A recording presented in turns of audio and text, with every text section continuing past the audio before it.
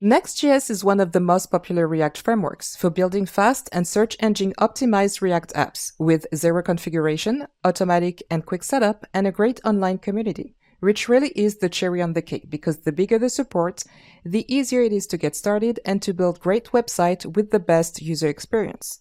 What is Next.js? Let's find out. First, we learn about CSR, which is short for client-side rendering. The browser starts by sending a response to the browser.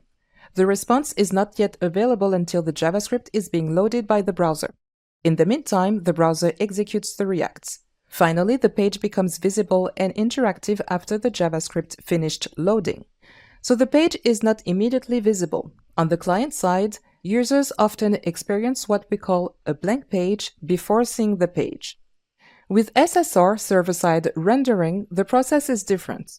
The server sends ready-to-use HTML files. The browser renders the HTML static page, so the user does not experience any blank page. In the meantime, the app starts and the browser loads the JavaScript.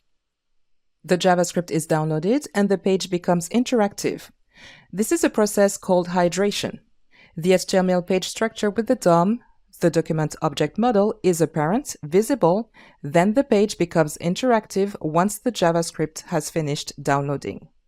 Next.js is also one of the most popular React frameworks for building blazing fast and super SEO-friendly Jamstack websites. What is Jamstack? Jamstack is a modern way to build websites and applications that delivers better performance based on a three-part architecture. The three first letters Jam stands for JavaScript for the client side, API for reusable APIs, and markup for pre-built markup. The founder, Matthias Biilmann, designed the Jamstack architecture with two core principles in mind. First, faster web with pre-rendering, meaning that the entire front is pre-built, delivered quickly and securely to users.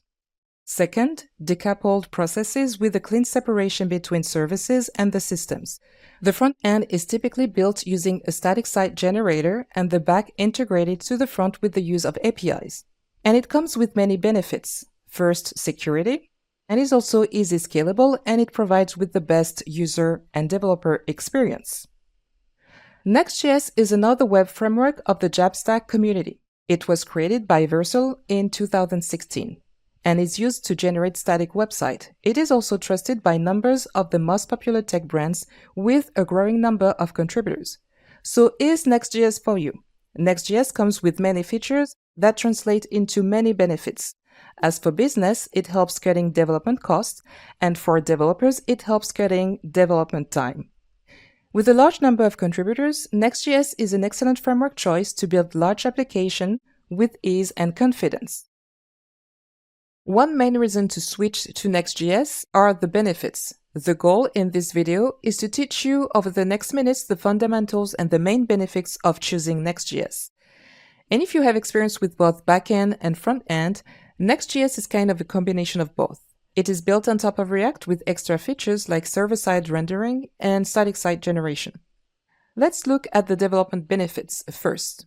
It provides with rapid feature development, and Next.js also provides with confidence when building UI that are responsive and flexible, meaning that websites and web applications that are created with Next.js can work on any device and adapt to any script size or resolution. So users can access your website or web applications from their favorite device. Next.js also includes a built-in CSS support. It is component-based, just like React. Plus, Next.js supports locally scoped CSS modules. A key benefit of working with Next.js is that it requires zero configuration. So it is super easy to get started with an automatic setup. Plus, the command line interface allows to create and to start a new Next.js application in seconds.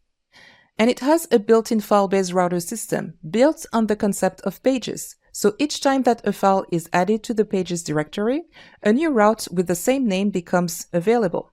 Next.js also has a great community support, with an increasing number of contributors providing ready-to-go solutions to issues that developers may have during the development process. So with such benefits, Next.js can play a key role in the success of your digital business, with also great marketing benefits. Thanks to rich user experience, so it is user and faster, with short page load time. It also provides with great SEO, search engine optimization, which is also another big reason to choose Next.js, because it is SEO efficient. And it is great for site performance, allowing server-side rendering with your first page rendered on the server. Server-side rendering is a technology designed to improve performance, meaning that the content is delivered from the server faster than a page rendered on the client side using JavaScript. The HTML content is rendered while the JavaScript loads, and this is a process called hydration, resulting in a better site performance, a better search engine optimization, and a better user experience. Finally, the business benefits, because websites developed with Next.js are super fast. They allow a faster time to market, a higher ranking in search results, and also an organic traffic growing faster. Finally, your site is more visible to potential customers. The world-leading companies trust and use Next.js to build static and dynamic websites for their brand. Brands like Netflix, Uber, Starbucks, and also Facebook and GitHub. What about you become the next successful Next.js user? You'll be ready to unlock the Next.js framework full potential, and you'll be fast on your way to success. Starting with Next.js is very simple. The official website helps you get started quickly with the requirements and installation, in order to get ready fast and to make the best of your Next.js experience. So in order to get started, you're going to head to the documentation, to the official website, and find the sections getting started. And we're going to find first the system requirements and the recommendation in order to get started, and you should have absolutely installed on your machine the latest version of Node starting from version 12.22 or later. It's going to work just fine. Otherwise, you can go to the official website of Node and find the latest and most stable version and follow the steps in order to install the latest copy of Node for your operating system. The recommendation from the official website is to use the automatic setup with Create Next App, which is a toolchain to set up everything automatically for you. You will see that it will take seconds to set up a new Next.js project with everything you need, with every file, every dependency necessary in order for you to get started quickly with your Next.js experience. And I'll show you how to do that. So here is the official page for the Chrome extension React Developer Tools. In your case, you should read Add to Chrome because it's already installed in my case, so you read Remove from Chrome, but you should read Add to Chrome to install this one. And this is an excellent extension and tool for your development process because it's going to help for your development, but also to debug when you find any technical issues in your application. So you are free to use either package manager of your choice in order to install the toolchain. So either NPM or Yarn. So the latest, Yarn, has been proven to install the dependencies faster, but the easiest way to get started with Next.js is by using the toolchain, which is Create Next App. So you should start by first installing this one with either NPM or Yarn, followed by Create Next App, and then you'll be ready to create a new application by running npx create next app, followed by the name of your project. So the command line interface enables you to quickly start building a new Next.js application with everything set up for you. So I will go ahead and open the code editor in order to create a new Next.js application. So as a reminder, for every demonstration, you're going to get a beginning state and an end state in order to see the final version of every exercise. So with cd, it is for change directory. I'm going to move to chapter 2. So inside, I'm going to run npx create next app. So this is the tool chain, followed by, so you can pick the name that you'd like. So I'm going to name my app my next app, like this. And I'm going to click enter to run the tool chain, and then it's going to create a new project for me. Here you go. So now we're going to find out what we have inside. So I'm going to open, so here we're going to find out the anatomy of this application, starting with the package.json, which is the manifest of your application with all the dependencies, the properties and metadata information about your application, starting with the name, the version, and the scripts as well. So we're going to use this one to run the app locally. We have other informations like the node modules that includes all the dependencies, and pages, which is one location where we're going to spend most of the time to define the pages and create the views of the application. You also have the styles directory that includes the CSS to change the appearance and make your application look good. And inside pages, you have another subdirectory, which is API, which is to define the routes that only applies to the server in order to make API calls. So congratulations, you have successfully created your first Next.js application. So now we're going to give it a spin and start the application by simply running inside the terminal. And just so if you're using Visual Code Studio, you can go here, view, and open the terminal like this to have the terminal. And me, I'm just going to run npm run dev, and that's going to start the application. So I should also remember also to move to my new app before doing that. So I'm going to change directory, my next app, and then run npm run dev, and it's going to start the application on localhost 3000. And we're going to check this one out on the port 3000 and see how this looks. Here we go. So this opens up the starting page of the Next.js applications, which is now visible on the localhost 3000. So you are now all set. You have successfully created your first ever Next.js application. Now you are ready to start your journey with learning the concepts of Next.js. And remember that whenever you need a refresher, you can always head to the documentation and then see the steps in order to get started quickly with Next.js. We begin our journey with Next.js by creating new pages. For that, we head to the pages directory where we're going to define new pages with JavaScript files. We already have the index.js, which is the entry point of the application. Next, we're going to create another one, which is hello.js. And in Next.js, a page is nothing else than a React component which is exported from a JavaScript file. And each page is then connected to a route based on the file name. For example, the index.js corresponds to the base URL, which is localhost 3000. And when you create a new file, it's going to create automatically a new route corresponding to the file name. So to create a new page with Next.js, you're going to define a React component by using the keyword function. It doesn't really matter the way that you name the component. You just need to keep in mind that the name of the JavaScript file will define the new route for you. And you absolutely need to use export default as well in order to export the component from the JavaScript file. So we're going to head to our example again and go to the pages directory. So make sure that you are inside your project right here and inside pages. So you already have the index.js, which corresponds to the base, the entry point of your application. So this is what you see right now when you go to the link localhost 3000. So what I can do is right here by using the controls here from Visual Code Studio, I can click new file and I'm going to name this one hello.js. Here we go. And as we said before, so with a component with Next.js, this is nothing else than a React component. And I'm going to name this one hello. And we're going to need to return. And for now, we're just going to have a heading. And we're going to write hello Next.js. And that's all there is to it. We're going to give it a spin.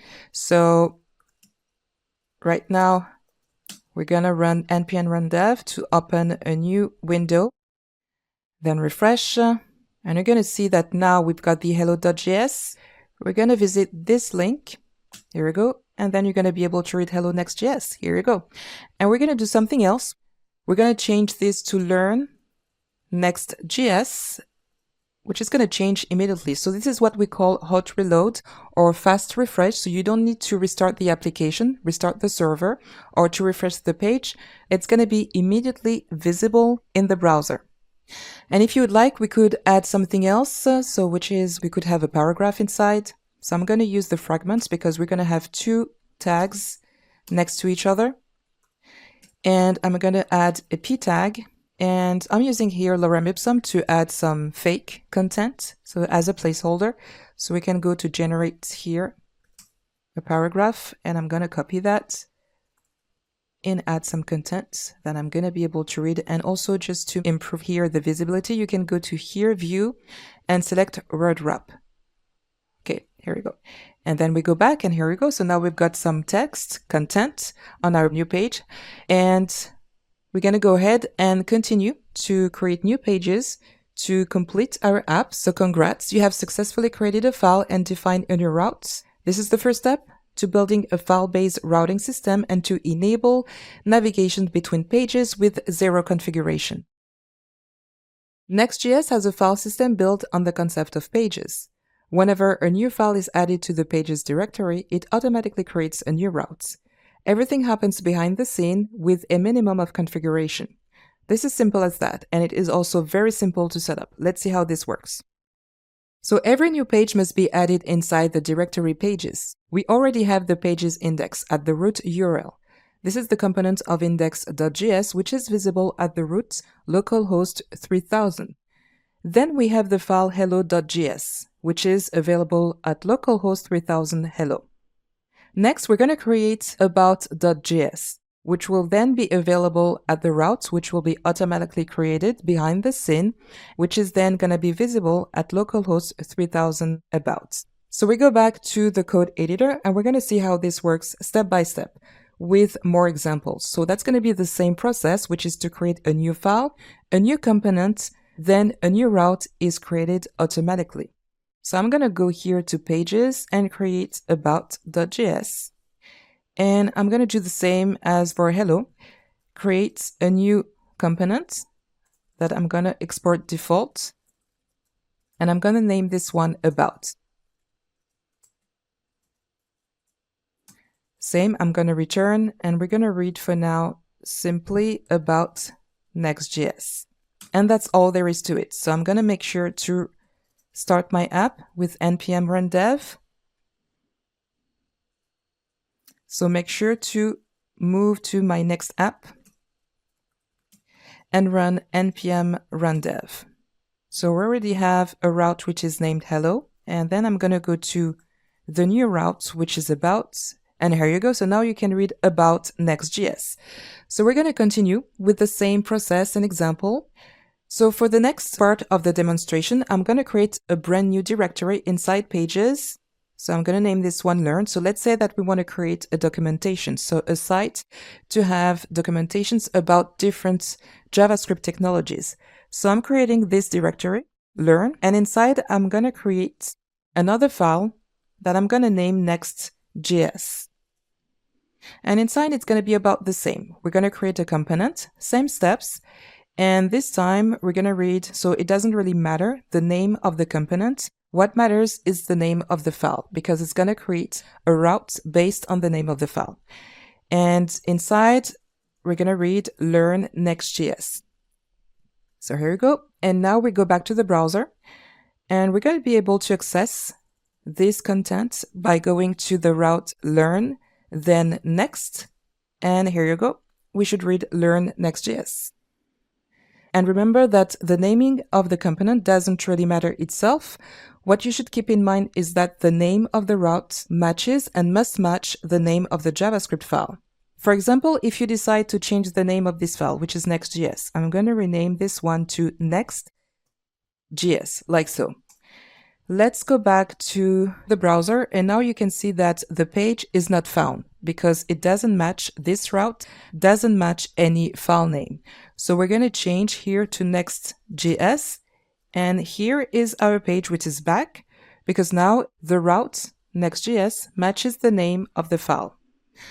So each JavaScript file defined inside the pages directory exports a React component that represents a route that the user can navigate to. With the file-based system provided by Next.js, you now have a fully functional file-based routing system, allowing to navigate between pages in your application. We now have a working file-based routing system, but this is not complete yet because we won't be using the address bar every time that we need to navigate to a page. So what we did so far is we could go to about, like so, and then go to learn Next.js, but we won't be using the address bar each time that we need to navigate to one page. Instead, we're going to be using this component link that we're going to use import from the module nextLink to enable client-side transitions between routes in our application.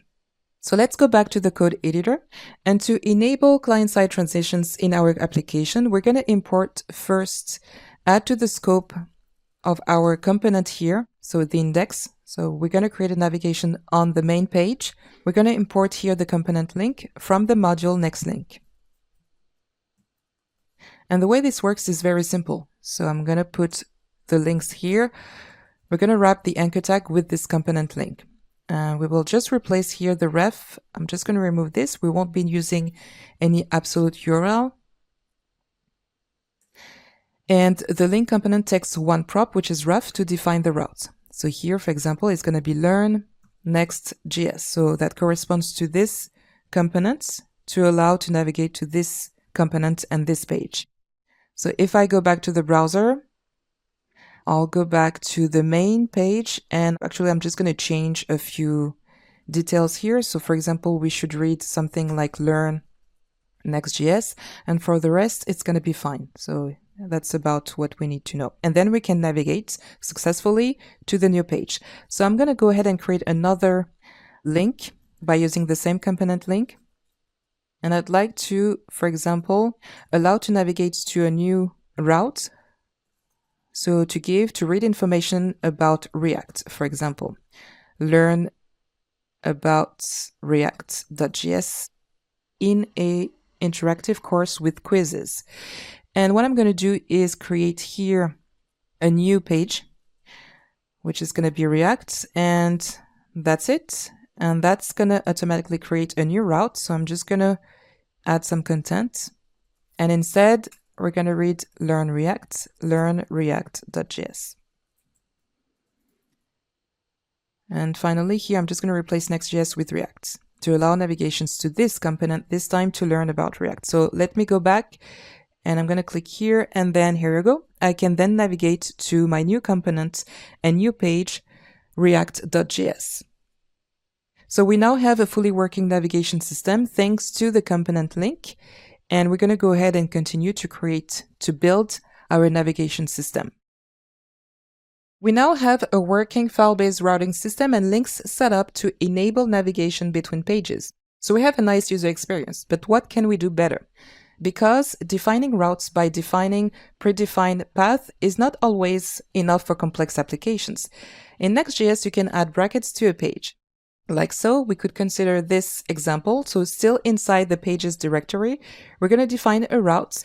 And this time we're going to use the brackets syntax, allowing to create a dynamic route. Because let's say that the goal for this app is to build an e-learning platform with several options for training, with more than one learning concepts to teach and to include on the web page. So we could read learn Next.js, learn React, but also learn Angular and learn Vue.js, which is another JavaScript framework.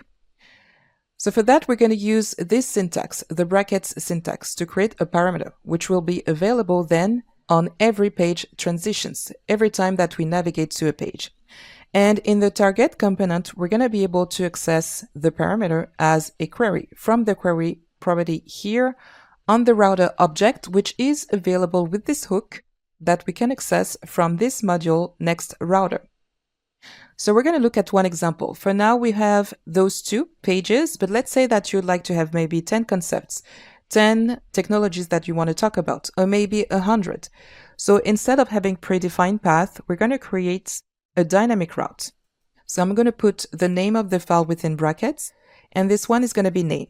There you go. So that's done. And then for this one, I'm going to use the same component. I'm just going to replace with something generic. And what we're going to do right away is import in the scope of this app, this component.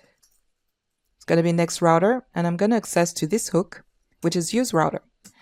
And this hook will give me access to one object, which is router. Then router gives me access to a property, which is query, which will then give me access to my parameter, which is name. And the other thing I have to talk to you about is I am providing with an array here. This is a list of topics that we can use to add content to our application. So ultimately, the goal will be to have several options for learning as an e-learning platform. So I'm going to replace also welcome to my e-learning. So it's just going to be e-learning platform, sites, and we're going to have different options. And what we're going to do is allow to make this one dynamic. So here I'm going to replace with name, but that's not enough because we're going to need to loop through this list of topics because we've got several. And this one is in the location in the subdirectory, which is API and then topics. And we're going to use the higher order function, which is find. That's going to allow to make a loop.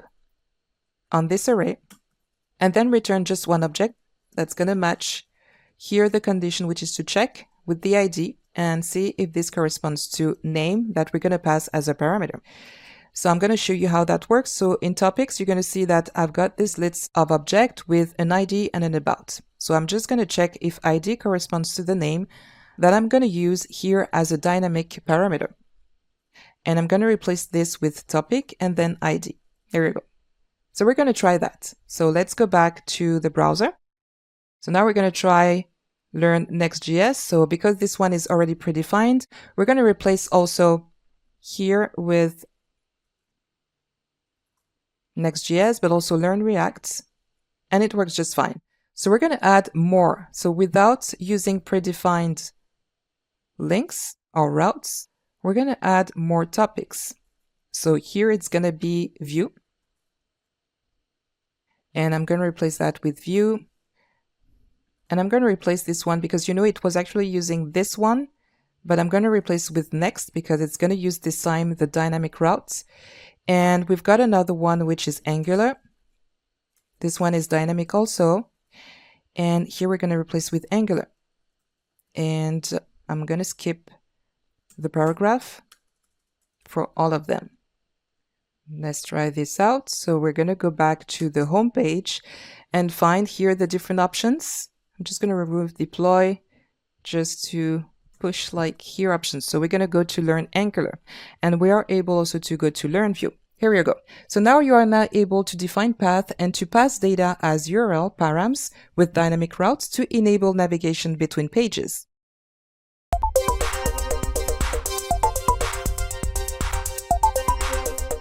For this challenge, I'd like to show you first the example of a navigation system for a React application. In this example, we're using the module React Router DOM to create a declarative routing system to allow navigations between pages. So we're using this component route with a path prop, which is used to define the path, and this prop as well, which is used to render the component for the corresponding path. So this is how this is done for any React application. You need to define every route for every path that you need individually. So imagine that you just don't have a few pages, but maybe 10, 20, or 30 pages even. This can be a lot of code and challenging to maintain. Also, you must not miss to create a route, otherwise your navigation is broken. Instead, for this challenge, I'd like you to create a file-based routing system.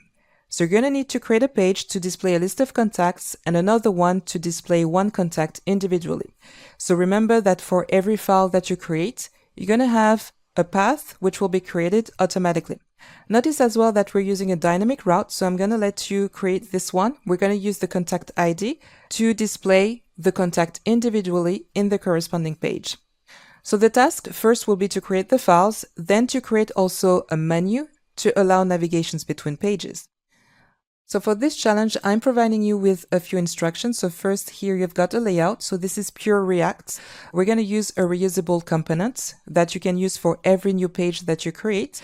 And in this layout, you're going to find a menu. So you can create a fairly simple menu. So that's just two links allowing you to navigate back and forth between the home page and the contact list. I'll show you that in a moment. And also you've got here a sample of data that you're going to use to display the list of contacts. And I'm going to let you create a new path inside the directory pages by creating new files inside this directory.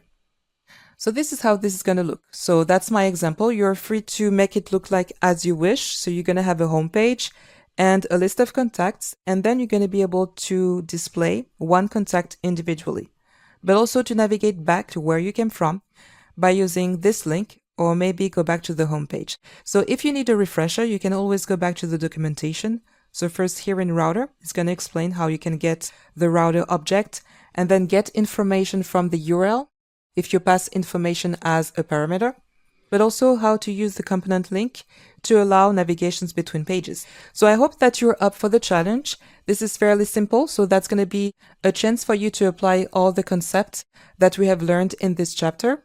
So the task for you is to create a file-based routing system and to allow navigations between pages. So good luck.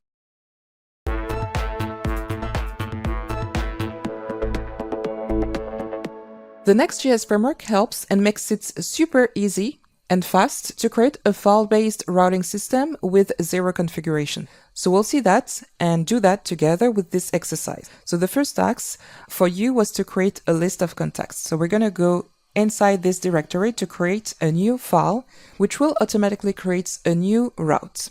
So inside pages, it's going to be a new directory, contacts. So that's going to be actually contacts with an S.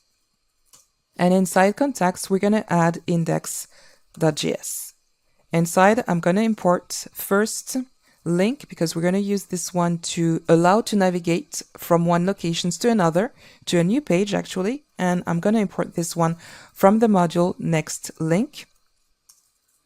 And I'm going to add also to the scope of this file contacts. I am providing you with a list of contacts, which is an array exported from this JavaScript file, and every object corresponds to one contact. So we're going to use this one. So first, I'm going to create a new React component. So I'm going to create this one with function, and it's going to be named simply contacts. Return, and inside we're going to create an unordered list. And this one will contain the list of contacts. Oh, it's not a K, but it's an L. Here we go. And the thing we're going to do is we're going to loop through this array object with the map function. We're going to do an iteration and allow to display every object and contact information we have on this list. And for now, we're just going to display the contact name. So if we check out what we have in this file, we've got here a key that corresponds to the name of every contact. So let's check this out. If we go back to our browser, so we have the app up and running, and we're going to go to the link, the newly creating routes, which is contacts. And I must remember as well here to return. Otherwise, we're not going to see anything visible on the page. So I'm going to add the return keyword and then go back. And now I have my list. Perfect. So what I'd like to do now as part of this exercise is to make every link clickable.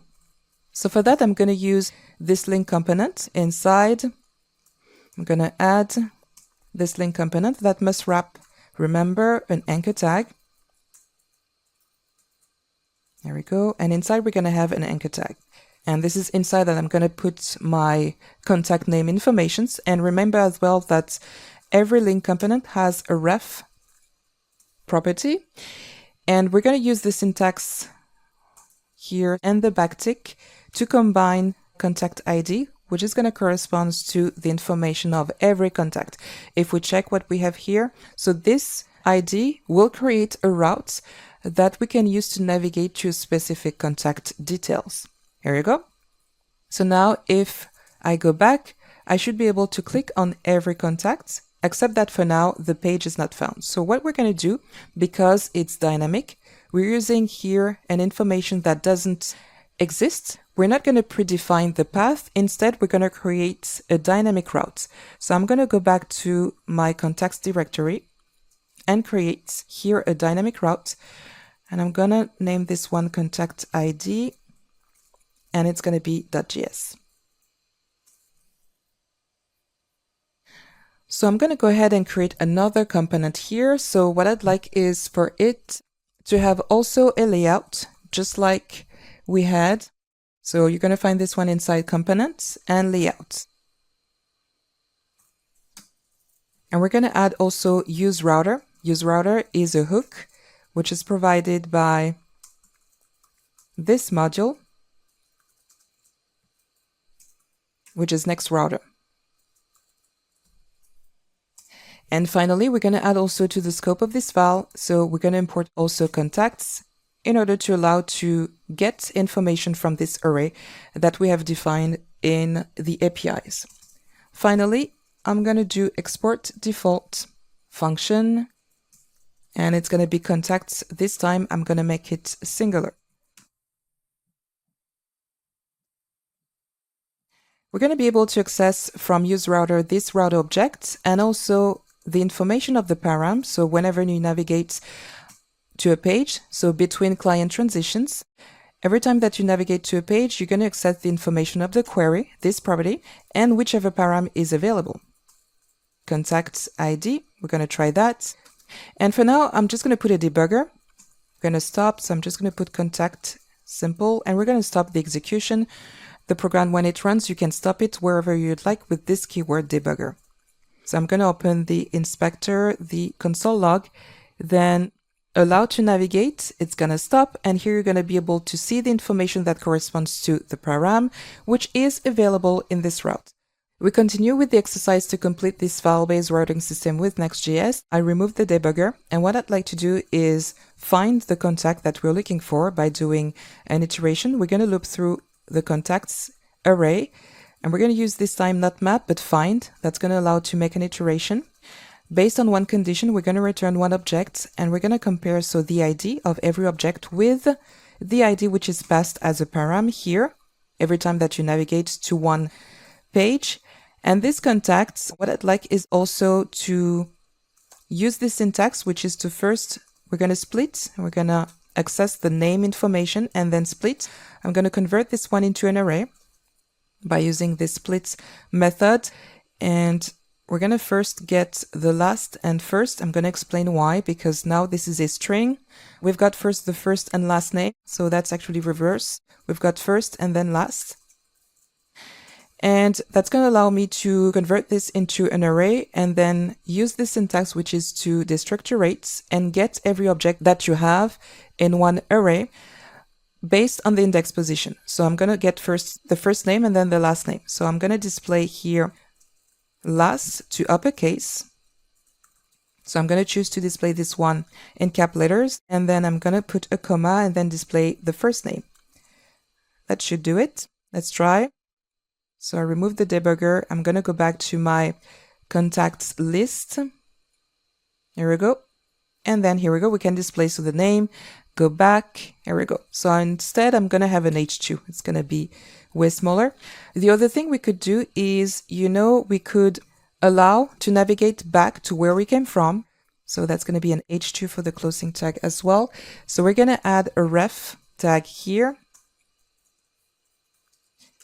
And this one will take a ref attribute, but we're not going to put anything. It's not going to allow to navigate anywhere else, but we're just going to use this to click. It's going to be a call to action, allowing the user to go back in the navigation history. So we're going to use that from the router object and use this function, which is back. And I'm going to display the title for this link back. So this means that we can, whenever we navigate to one page, go back to where we came from like this. And the other thing we're going to do, remember that we're using the layout here. We're going to wrap all of this in the layout component. That's going to give us access to actually this layout with a navigation menu. So this is part of the exercise. I'm going to go to the layout here component, where the other part of the exercise is to create a menu. So we're going to do that right here. So we already have here the link component. So I'm going to go ahead and create a new menu component. This one is just going to be here within the scope of this file, so we don't need to export. I'm going to return and create an ordered list. And we're going to have two links. The first link, so we don't forget the ref property here. The first link, we're just going to define here this /, and this is for the home page.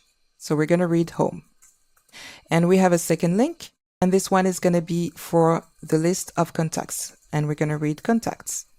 Finally, the thing I have to do is to insert this new component here in order to make this available for every component, which is a children within this component layout. So I just need to go back to the main page. There we go. So now we've got a list. So we just need to add a little bit of space just to make it look nice. Here we go. Some space between the two so I can go back to contacts. Then here. And I'm going to need also to wrap. So here, this layout, I'm going to need to put this one here in contacts as well, in order to allow to navigate back and forth and create a fully functional working file-based routing system in our app. So that's going to be available in components. and layout. And I'm going to wrap all of it in this layout component. We're good. Perfect. So we can go here, go back to the home page, contacts. We can go back and navigate. Here you go. With this last exercise, you should have a clear understanding of how to create new pages, create the corresponding route for every rendered component, also create dynamic routes and use params to pull and render content. Finally, create a menu to enable navigation between pages. Data fetching is one of the most valuable features in Next.js. Let's see together an overview of the different methods to fetch and pre-render data with Next.js. What is data fetching? In Next.js, data fetching allows to render HTML on the server. The benefit for the user is to get content faster without experiencing any blank or loading page. The other important benefit is that the content can be indexed by search engine bots and social media link bots. When it comes to server-side rendering, you have two ways. First, SSG, which is short for static site generation, then SSR for server-side rendering, and last, you have static path, which is used to predefine path and render content in advance. With static site generation, the server renders all the page at build time. The exported function getStaticProps runs on the server during the next build process, so the page is pre-rendered before the application even starts. So with static site generation, it always runs during the next build process at build time. So when should you use static site generation? So what you should know is that SSG is mostly suited for data that does not change, that remains static, and will not require any user input. The way it works is that the server sends HTML-ready files to the browser. So the app, the page is rendered very fast, which is best for performance and best for SEO.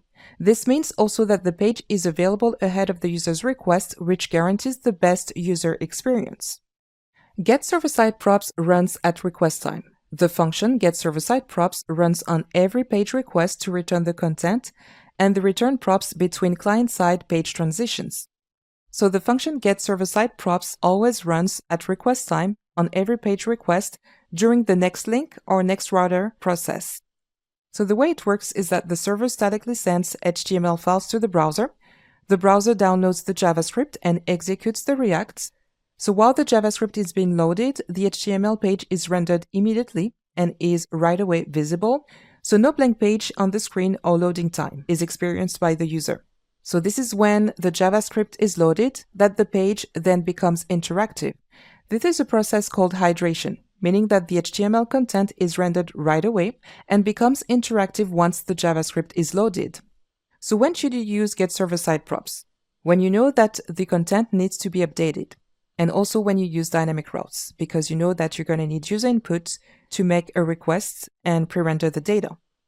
Then you have getStaticPath that use dynamic routes to pre-render the static path and returns the static path based on the params, based on the user input. So that can be used with getStaticProps as well because both runs at build time. So this is useful when you know that you're going to use static content and that you need to generate path ahead of time, in advance ahead of the user's request. By default, Next.js pre-renders every page. Next.js generates HTML for each page in advance, instead of having it all done by the client-side JavaScript, resulting in a better performance and SEO. So you have two forms of pre-rendering, static site generation and server-side rendering. The difference is when the HTML is generated for a page and which method to use depends on the use case. Static site generation is recommended when you know that the static content does not change or doesn't need to change. The HTML is generated at build time and will be reused on every request. Server-side rendering is recommended when the content needs updating, so the HTML is generated on each request. I propose that we see next one example of each for every use case for data fetching with Next.js. We start with our first demonstration with data fetching with the function getStaticProps, and getStaticProps always runs on the server, never on the client side. And getStaticProps runs at build time when the HTML is ready, when you know that the content that you need to return is available ahead of the user's request, and this content is passed through these props returned by this function getStaticProps. So getStaticProps runs at build time, so when the application is being built, during the process of next build. So when should you use get static props? So this is when you know that the content is available ahead of the user's request and is ready to render. So no user input is required. This is useful for SEO optimization when the HTML is rendered immediately, for example, from a headless CMS or a cached CDN for Content Delivery Network. So for this example, we're going to head to the code editor and we're going to find the chapter number 3 with here a directory for get static props for the first example. And I'm going to show you what we have inside this first example. So first we have the directory components with this reusable component React. And we use this one to share the same general layout between the different pages that you could create. And we have one page that we have created inside here. This is for news, and we're going to open it. For now, what we have is this function get static props that we're going to use to generate static content.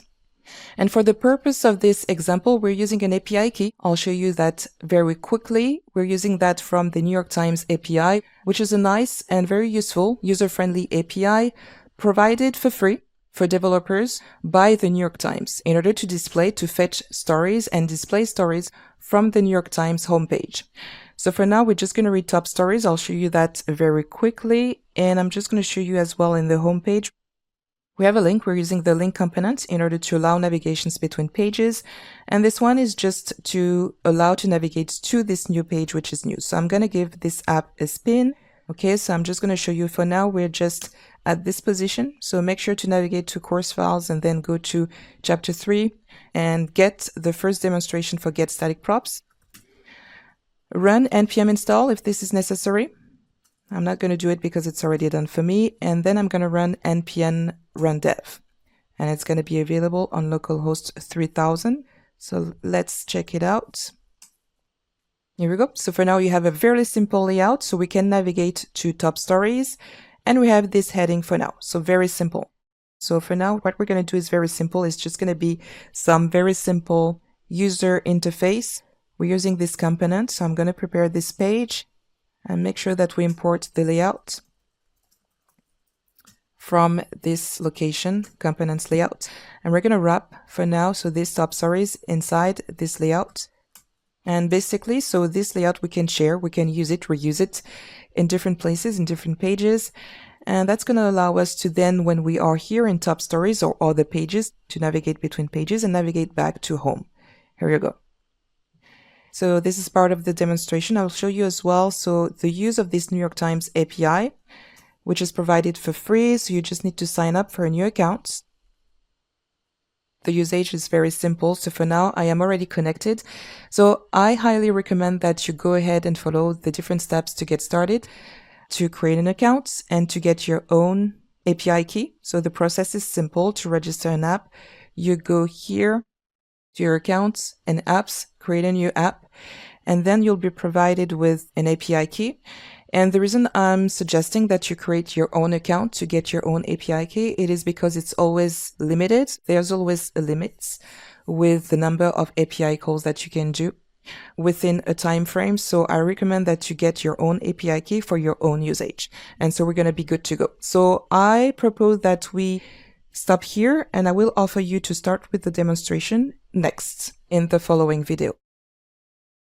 So let's complete the demonstration with the function getStaticProps, and I'm going to start by getting what I need before I can ever pass any data to these props. I'd like to fetch data from the New York Times API using this API key. So we're going to head to the documentations for the New York Times API and find what we need. So basically, it's very simple. We're going to head here, APIs. There's a list. They have multiple APIs available for free, and we're going to get this one, which is top stories. And remember that in your case, so I am providing here this API key, but I don't want this to be saturated. In the case several users use it at the same time, remember that there's always a limitation for anything free. So we're going to top stories API, and we're going to get this example for an API call, this one. We're going to get the home example. So this is just for the home page.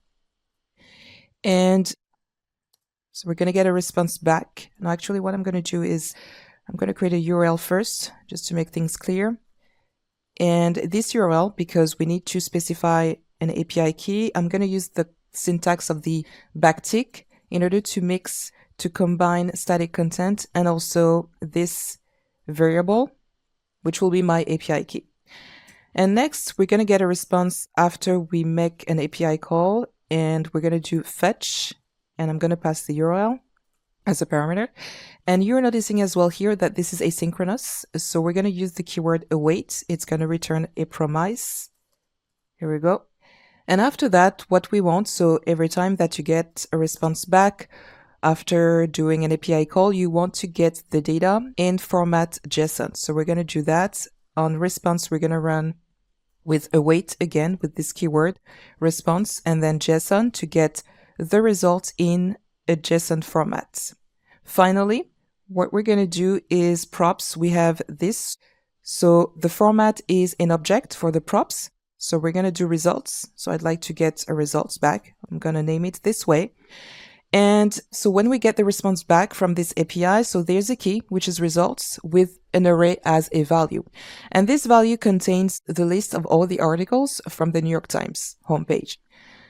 So we're going to try that in a moment, but what I'd like to do is maybe just do a console log so you can actually see what I mean. So just to see how that works, at least, before we move on to actually display the data in our component.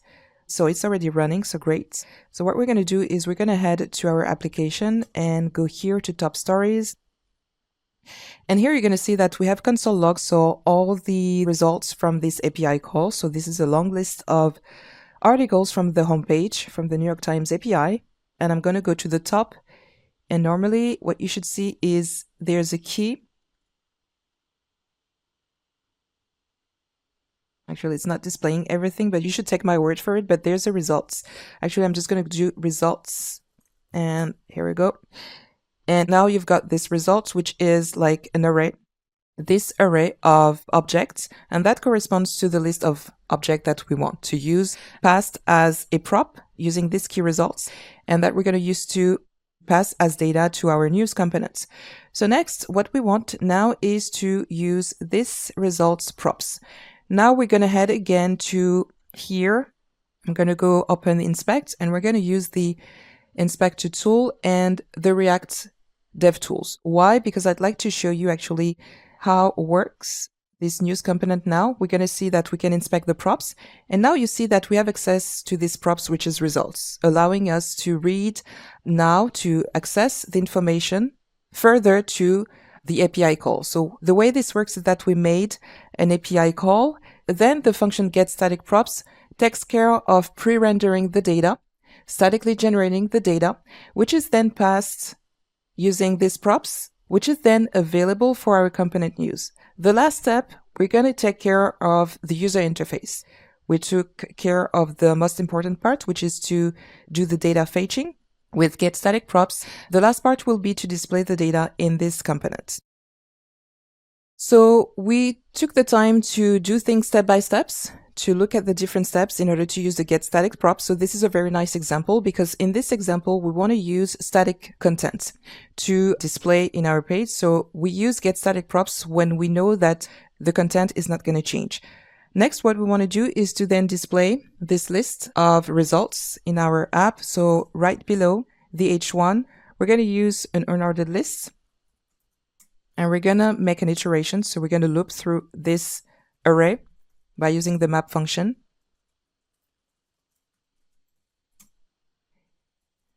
And we're going to return and then repeat. So for every object we have in that array, we're going to display a li, and I'm going to use this key prop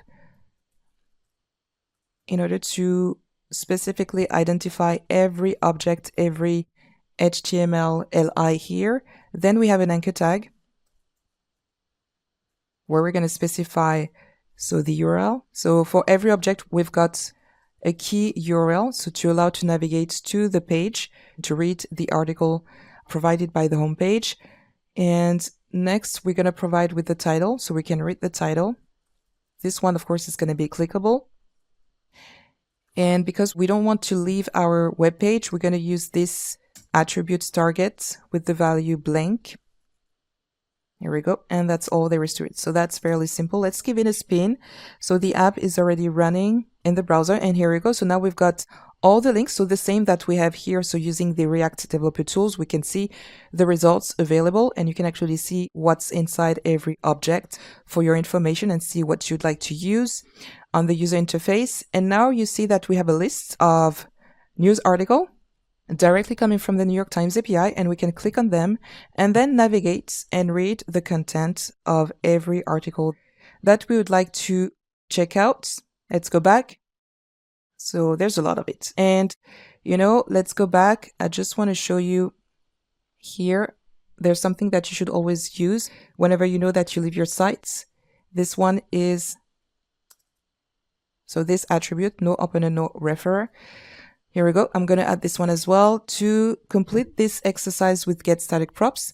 So what you should keep in mind with the function get static props is that it always runs on the server side only during the build time, during the process of next build.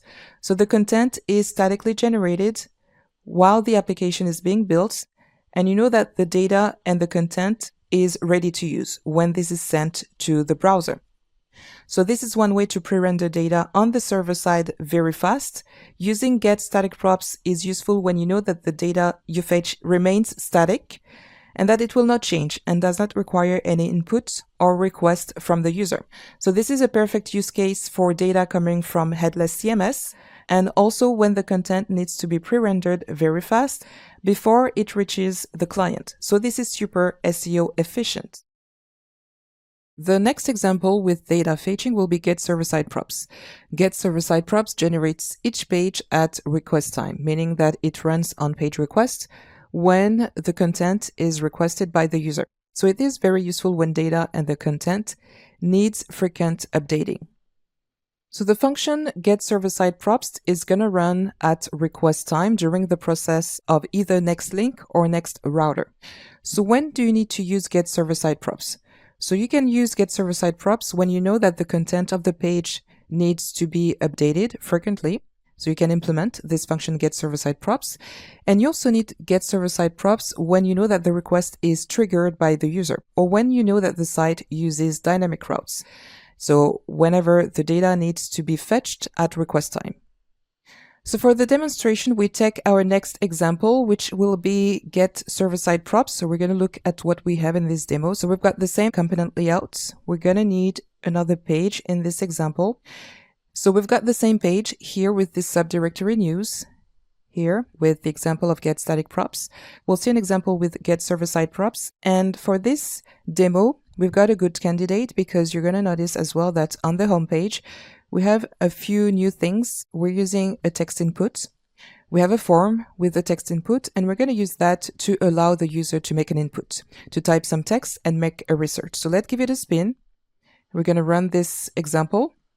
So now we are at the section here, so this demonstration. So make sure to be here, install the dependencies if needed, and we're going to head to the home page here.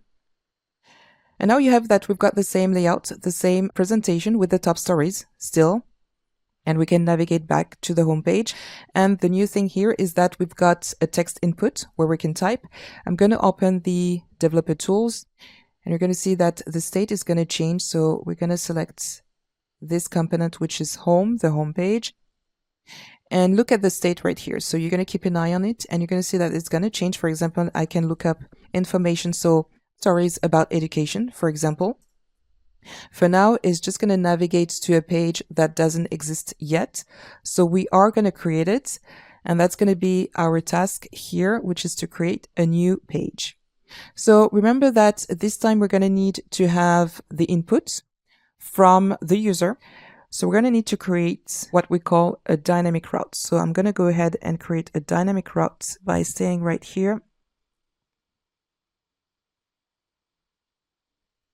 Inside pages and inside the subdirectory news, I'm going to name this one within brackets query. So we use the brackets syntax. Remember, it is to create a dynamic route. And next, we're going to also create the component. So we're going to use the same example as for the index. Actually, we're going to copy it from here. I'm going to use this and copy over to query. There's just a few things that we're going to change. We're going to replace this with get server-side props. Okay, so it's going to also run the same way. So for now, I'm just going to leave this empty. We're going to also make a request, but just wait for it. We're going to do it afterwards. So that's going to be the same process. Basically, we're going to do an API call using the same APIs from the New York Times. We're going to use the same API key, get a response back, and then use the props, which is returned from get server-side props, to then pass data over to the news component. For now, it's just going to be empty. We're not going to have anything. We're just going to read actually something like search right here. And I remember that I had not given any H1 for this one, so I'm just going to add it, and we're going to read top stories. Let's stop right here. We're going to pursue with this demonstration next in order to implement here pre-rendering with the example of pre-rendering data by using get server-side props. Now we continue with the demonstration of get server-side props here with this dynamic route. There's just one thing I'd like to show you. So before we actually get to the part where we need to make an API call from the New York Times API again. So you're going to notice that we are using here a handler. So I decided to move this function, which is to make the API call, in a separate module, because it's always good practice to never make any API call in a React component. So I decided to move it here in this location. And the other benefit is that this is a reusable helper function this time. So you can use it wherever and whenever you'd like. And so that's always good practice to separate concerns. So now you've got this handler that you can use. So this is cleaner. And we're going to do the same here in query. We're going to use the search. So we're going to get a response back by using this search function. Actually, it's not going to be handler. Why we're using search? Because there's a few transformations that we need to make, because I'm just going to use title, the URL, and the URI from the response that we get back from this API call. So that's going to be search, and we're going to pass the URL that we don't have yet. So I'm just going to put an empty string. So we're going to go again to the New York Times API and find another API here, which will be for search. So this time we're going to make an API call further to users requests, because we're going to make a search and then return response back based on this research. So we're going to get this API call. We're going to create a variable here. So that's going to be a mix of static content and also a variable. So we're going to replace the API key in order to get the authorization to make this call. And there's another thing that we're going to get here from server-side props, because it's something that we run during the request. So we're going to get actually an information from the URL, because remember that this is a dynamic route. So we're going to use the params prop here. And this is a query, the variable that we're going to use. So we're going to replace this static content. So it's not going to be election. That's going to be a topic that we're going to choose to search to make the API call. So we're going to replace this params query with params query. And then I'm going to be able to make the call here with the URL as the parameter. And actually it's going to be results that I'm going to get back, because I'm using this helper function, which will allow me to get exactly what I need automatically. And I'm going to pass this as a prop. It's going to be pre-rendered here within get server-side props and then ready to use and to display here inside this news component. So let's give it a try, because now if we go back here, actually the index homepage, I'd like to show you. So we can make here the news. So there's a search right here. So we're going to need to make a few changes as well. So we're using the router object from useRouter, and we can then push to navigate to a route, and we'll see how it works. So we're going to make sure that it runs on localhost 3000. So we're going to do npm run dev as usual. And for example, we're going to search for this topic, which is education. So let's go back to the query before we continue with this demo. So that's actually a object. And remember that we always need the await keyword, because this is asynchronous. So we're going to do that. Let's give it a spin again. And we're going to try to look up education, and here we go. So for now we don't have anything, but if we check the React Dev Tools, we should see that we've got props available in news. Here we go. So this is the results further to the API call. So next, what we're going to do, we're just going to take care of the user interface to display the results further to the user's requests. So now we are successfully making a request. So we have followed all the steps. So first the step, which is to make an API call using this resource, which is the New York Times API. Then we pre-render the data. So this is the role of get server-side props to pre-render data at request time. And the results, we have it here. We're going to use the exact same source code here so that we used in order to generate statically the top stories here. It's going to be the same format to display the results. So let's check this out. We're going to make a try and search again for education. We're going to land on this here, and now we've got the results. That is perfect. So now what happened is that we were able to pre-render data based on the user's input. So this is at request time happening between client side transitions. So this is a good example with the search input. So let's go back. So this search input example is a good candidate for the use of get server side props because this time the page requires more than just static content. We're using dynamic routes to pass a parameter in the URL. And we use that to make a request first to an API call and then pre-render the data thanks to get server-side props. And then we pass the results using this props object right here. And what we can do as well is we can use the query information and pass this as well using the props object. So this is what it's used for. So get server-side props returns this props object, and then we can get the query here and maybe display what we have searched just to keep track of what we're doing. So in order to improve the user experience, let's search again for maybe something like health. And we're going to be able, yes, to read that we have queried for the health topic, and then we can get back results from the article search APIs. So we can look and read this article right here. So the exported get server-side props function runs on every request, and using get server-side props is useful when you know that the data you fetch is changing or require an update from the user. With Next.js, there is another use case, which is getStaticPath. So this function getStaticPath works just like getStaticProps. It runs at build time, and it is used to generate path and pre-render content at build time. And it returns an object path right here with an array as a value, which is used to render the predefined path. So when do we need to use getStaticPath? So this is used to statically generate a list of paths at build time during the next build process. And you use getStaticPath when you know that you're going to need only static content. So no change, no input from the user is required. And when you need to generate path in advance. So we're going to use the same example of the news article. For this demo with getStaticPath, we're just going to look at the source code that I am providing to start this demo. So we're going to have the same text input. And also for the links, there's some changes because now we're going to use two choices. We're going to have two options, which is to navigate to the top stories from the New York Times API. And we're going to have the options as well to read the most viewed and most read articles also from the New York Times API. So I am displaying this right here at the center of the page. So we're going to give it a spin and see how this looks here on localhost 3000. So you see that now you have the same text input, but also the choice to navigate to the top stories or to navigate to the most popular news articles. So for now, this is not working, but our task will be to define the path ahead of time.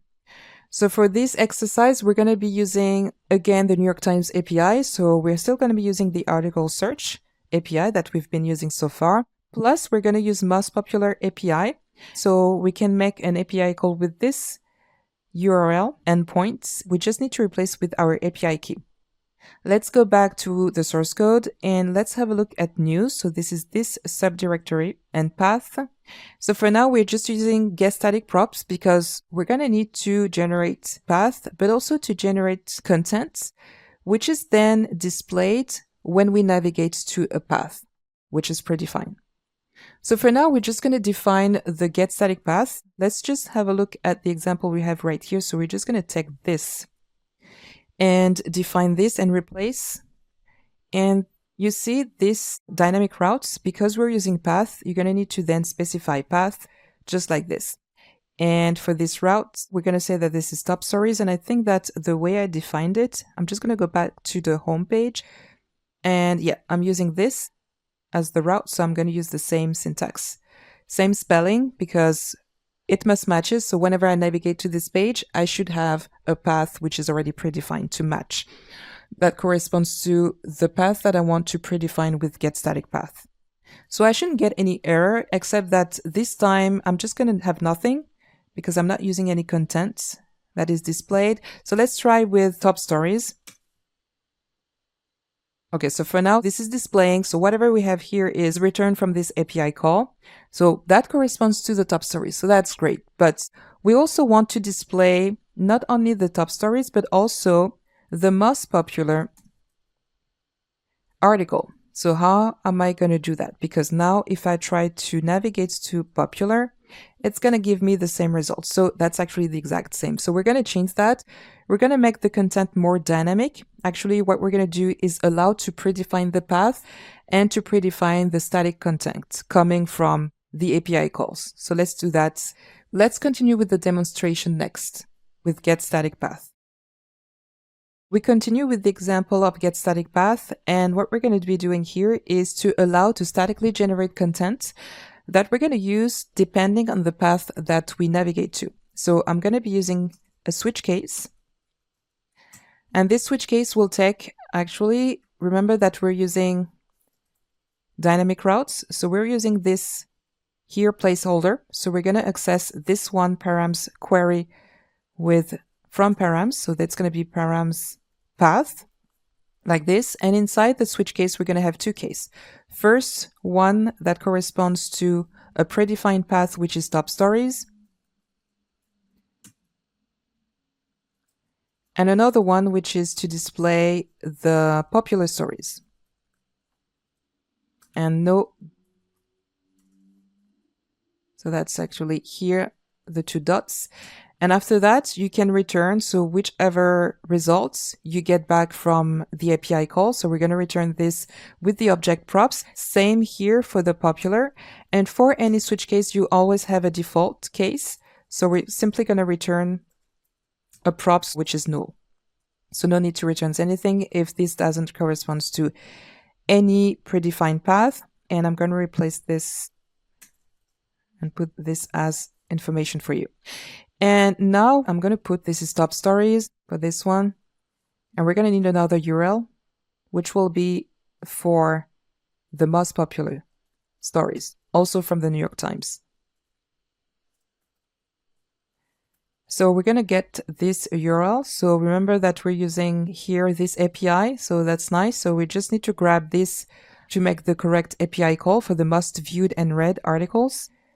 And we just need to replace with this and make sure that we provide with our API key.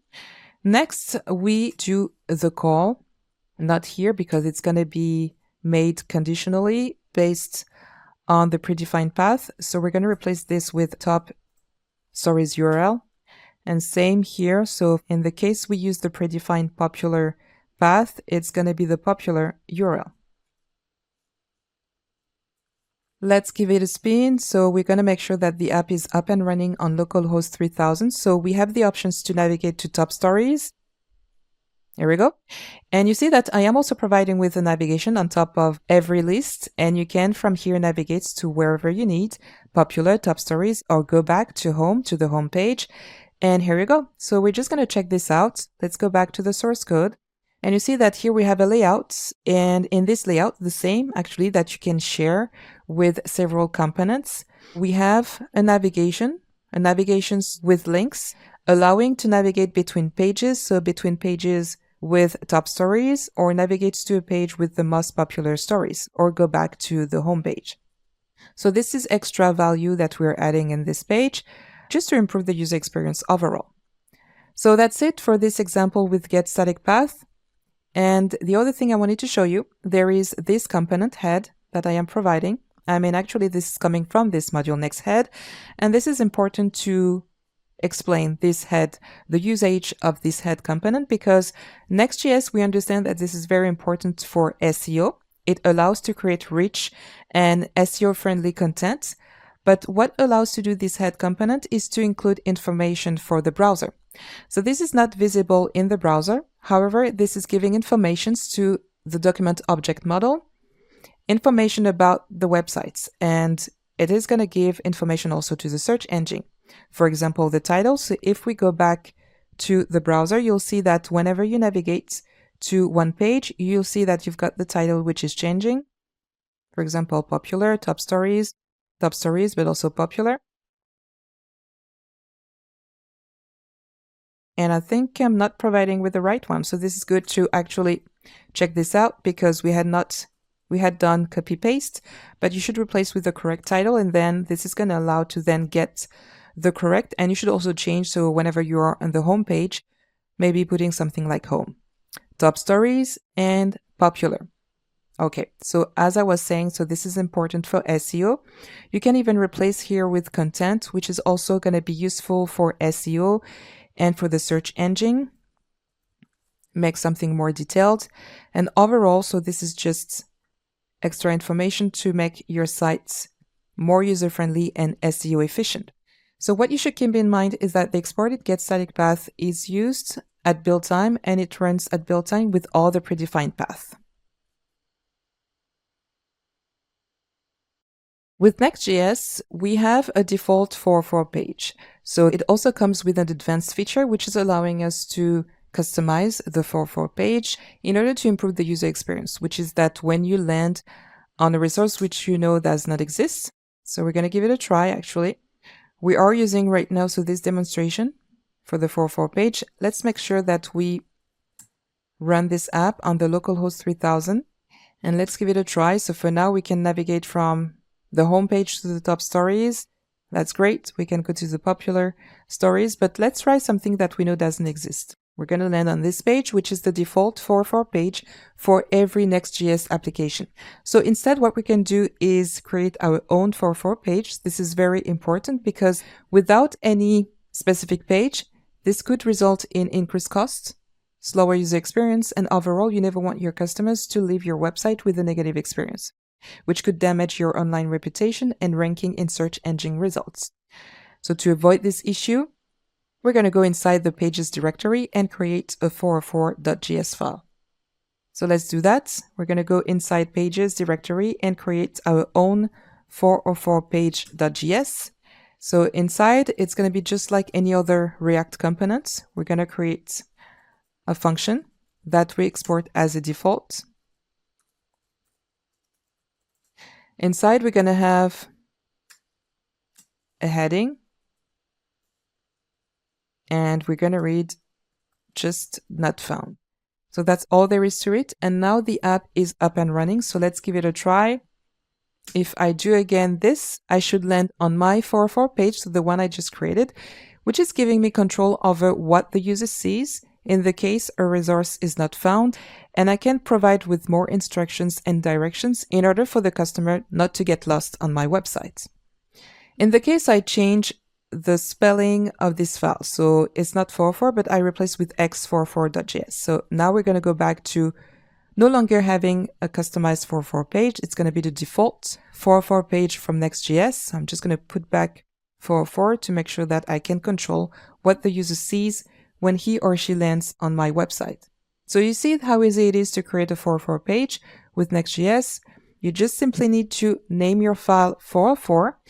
The error page is essential for every website, because it would be a mistake to underestimate the need for a fallback page. If it's done correctly, this is a huge potential. It gives added value. This is less chance for the users to leave your site and increase the bounce rate, and it can also help increase your sales. Thanks to this feature, it is simple to handle error cases with Next.js and to control what the user sees in the case of a 404 not found situation. Including a 404 page in your website is very important. Designing a 404 page is even more important, because omitting to create a customized 404 page can negatively affect your website, and it can also be penalized by browsers. Why? Because a website with a high bounce rate seems unreliable and unmaintained. The objectives in this video is to learn to customize the 404 page and to make sure that customers never get lost or be redirected with instructions to the home page, for example. Because right now I don't have anything else on this page. I can only read that this is a not found. And in order to go back, I could, for example, use the address bar and go back to the home page like so. But this is not really user-friendly. Instead, we're going to customize the 404 page. So we're going to use the exact same example here, so the same directory. And we already have a 404 page, which allows us to read not found. So what we've been doing and using so far is this component layout, which is a reusable component that we can share with several React components. So we're going to use the same, add it to the scope of the not found, and then allow to use it because that's going to add some extra options and controls. Actually, like this is going to add a menu also on the not found. So I think it's actually one level lower. Here we go. And we can do like anything we know that doesn't exist, land on the not found again. And then from here, we know that we can go back. Top stories, popular. Actually from here, so we are able to navigate between pages. That is giving us options to find our way back in the website. So this is always a good practice to design the 404 page and allow the users to navigate back to the home page and convince them also to stay on your website so they don't get lost and stay lost and want to leave your website, which is not good for the bounce rate, but also for your reputation online. So no customer is lost. It is good for SEO to provide a 404 page for your website. As a result, customers really enjoy visiting your site and the reputation of your online brand remains pristine.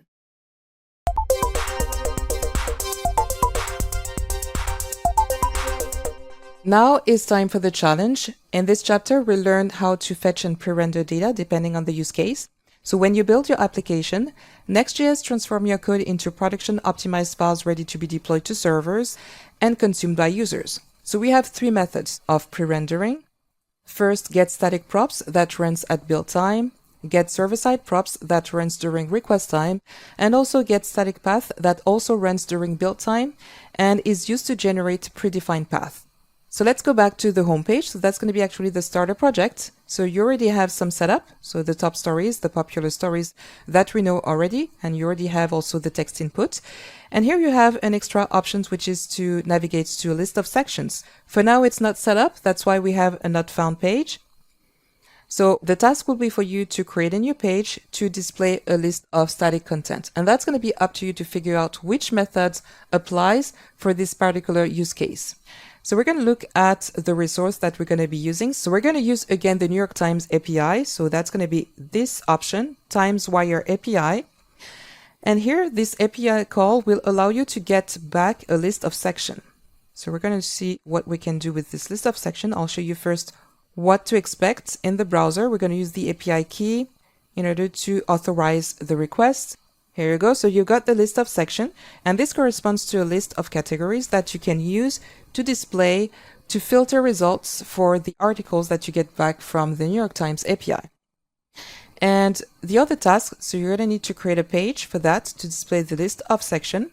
And the other task will be for you to make every option in this list clickable, meaning that you can select one section to navigate to another page and then display results based on the selection. So this time you're going to need to pre-render data based on a request. That happens between page transitions. So that's going to be at request time.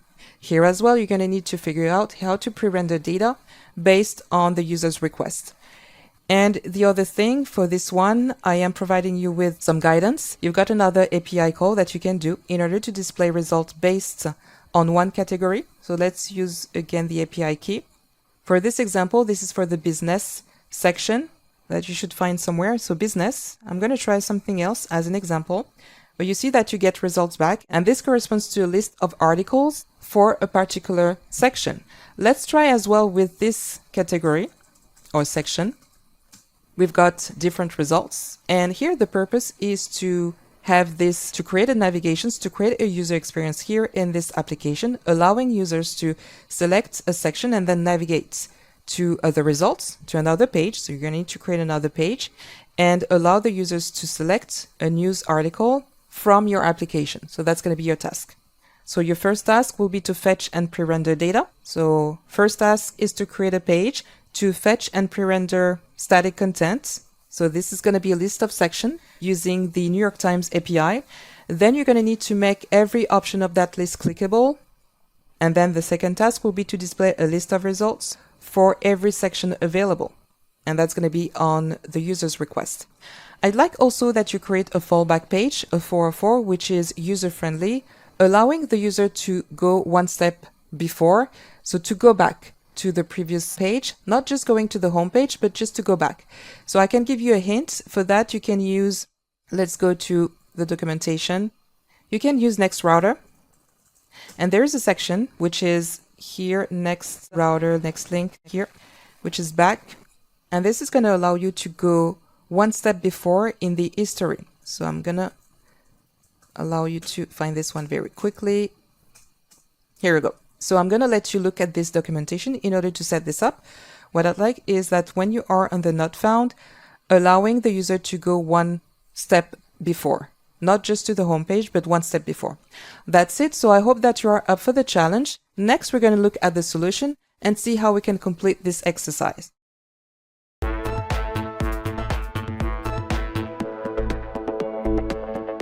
Let's begin with the challenge. So you see that we've got this section. When we navigate to it, so for now we don't have anything, but we already have one API call running. So we're going to use the same. So let's go to the source code and find the correct directory. So you got one directory which is specific to the solution.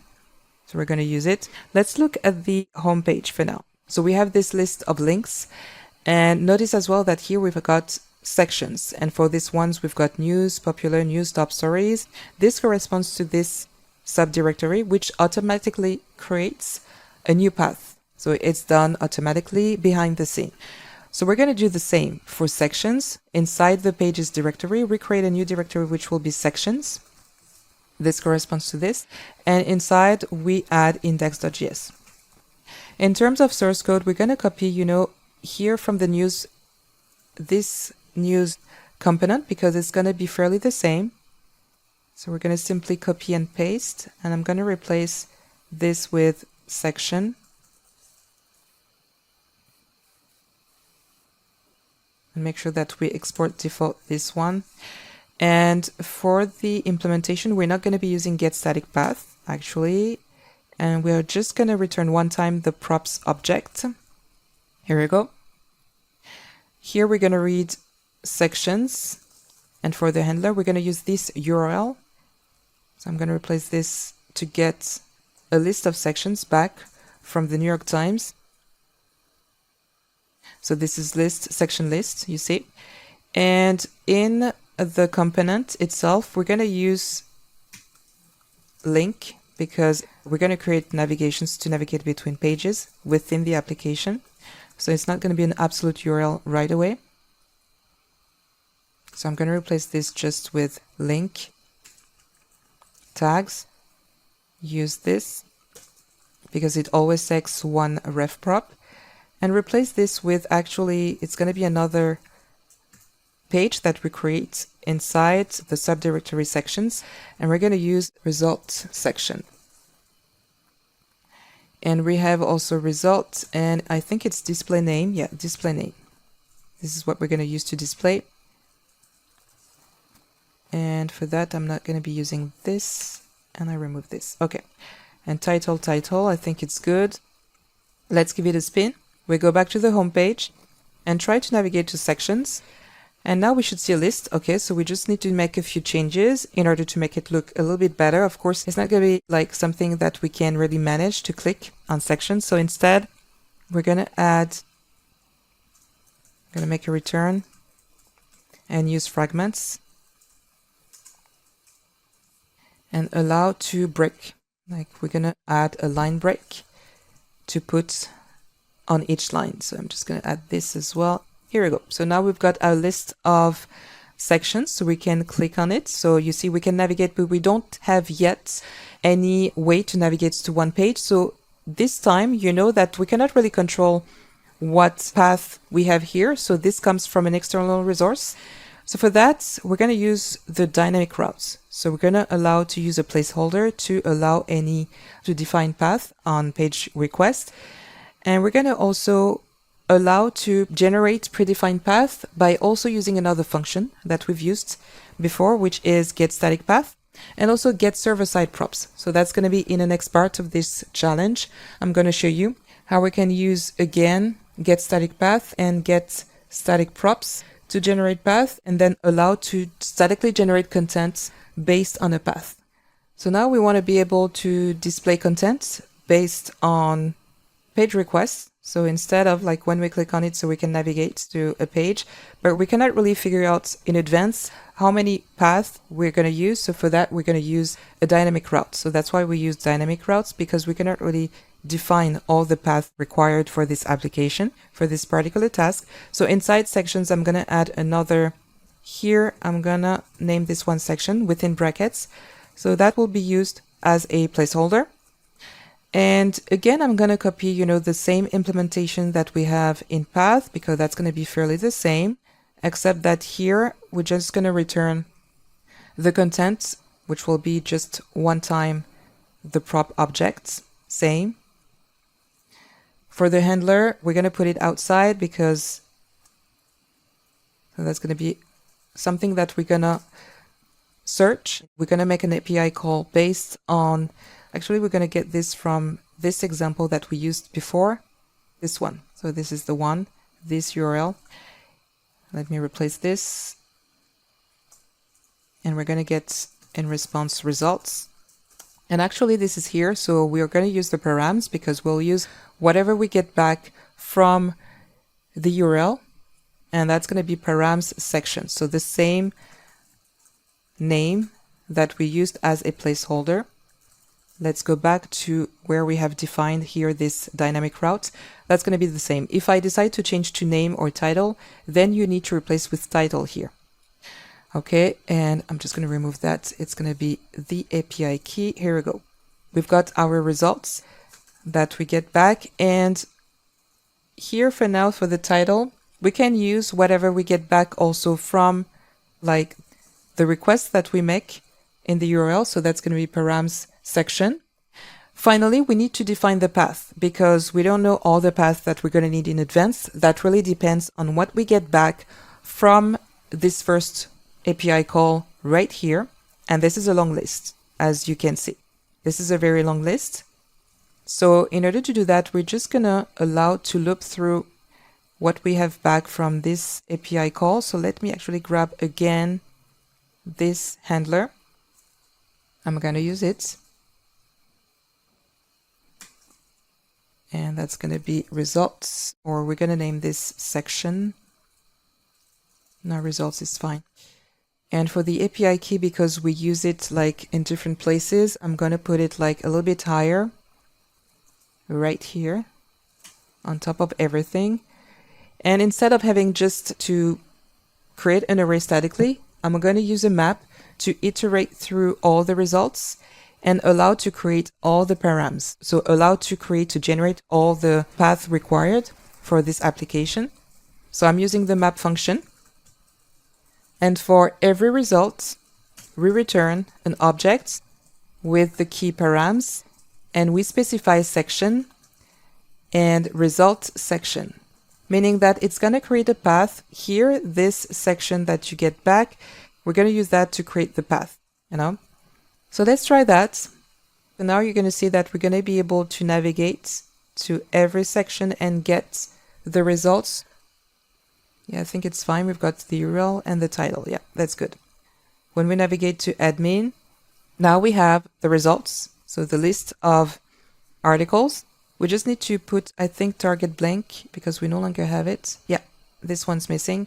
So I'm going to add this attribute to allow to navigate to a new window and navigate to the page. Let's go back. So when we go to sections, we can go to, for example, fashion. It's going to display a list of articles based on the section selected. And we can then open the article and then read the content of this article. So that's complete for this challenge. Congratulations. What you should keep in mind is that Next.js gives developers the possibility of choosing which of the data fetching strategies he wants to use on each page to improve the speed of the Next.js application. So remember that for static content, the content is pre-rendered at build time and reused with getStaticProps. And for pages that needs frequent update, the content is pre-rendered after every user's request by using getServerSideProps. Next.js provides with built-in CSS support in many ways to apply common and global CSS settings across the application. The process is very simple, and I'm glad to show you how to do it. First, within the directory styles, you're going to find the file globals.css. As the name indicates, globals, this is where you're going to write all the CSS to apply across the entire application. Then we're going to add the same file to the scope of the entry points of the application that you're going to find within the pages directory. And this will allow to include all the CSS available in globals.css to the entire application. In the same location, pages app.js, it is possible to add a style sheet from a third-party library. For example, bootstrap.css. Bootstrap is an HTML and CSS library with out-of-the-box user interface components to create responsive web pages. In that case, all the CSS settings and built-in CSS will be available to the entire application. Let's look at one example. So we're going to head to the first example for this chapter dedicated to the CSS with Next.js. And within the styles directory, you're going to find the files global.css with some initial CSS rules. And we're going to make sure that the app is up and running. So on localhost 3000. And this is what we have for now. So this is a little bit sad. We would like to add some color, change the appearance with some global CSS. So first, what I'm going to do, I want to show you one example, which is that with all the anchor tags, by default, the color is blue and it is also underlined. So I'm just going to remove this to show you how it looks without this CSS rule. So this is what you have by default. And this is the same on all pages. If you check here, so that's going to be the same as well. It's going to be blue and underlined. So let's put it back and we're going to change the color for all the text, all the content for the entire application. So I'm going to use a subtle color with dark gray, and I'm going to also target all the H1 with the color, which will be, for example, blue, to make it pop, make it stand out. For example, blue violet, which is nice. Let's try that. So now you're going to see that for every heading in the application, so the color will be applied to all of them. And if we check also with the inspector tool, you're going to see that when you highlight this one, that now you have the same color, which is coming from globals.css, which applies to all the heading for the entire application. Perfect. So we've been able to apply common styles globally across the application with one single change in one location, which is convenient when you have several pages. So you don't need to import the same style sheet to every single page of your application. The same styling will apply to all pages and can be maintained in one single location to change the appearance of the entire application. Next.js supports another way to apply CSS, and this time it is component-level CSS, meaning that this is specific to one component in order to use CSS and target one component only. In the same location and directory styles, we're going to use the file module.css. The naming convention with each CSS file is ending with module.css, and you just need to replace the first segment with the name of the targeted component.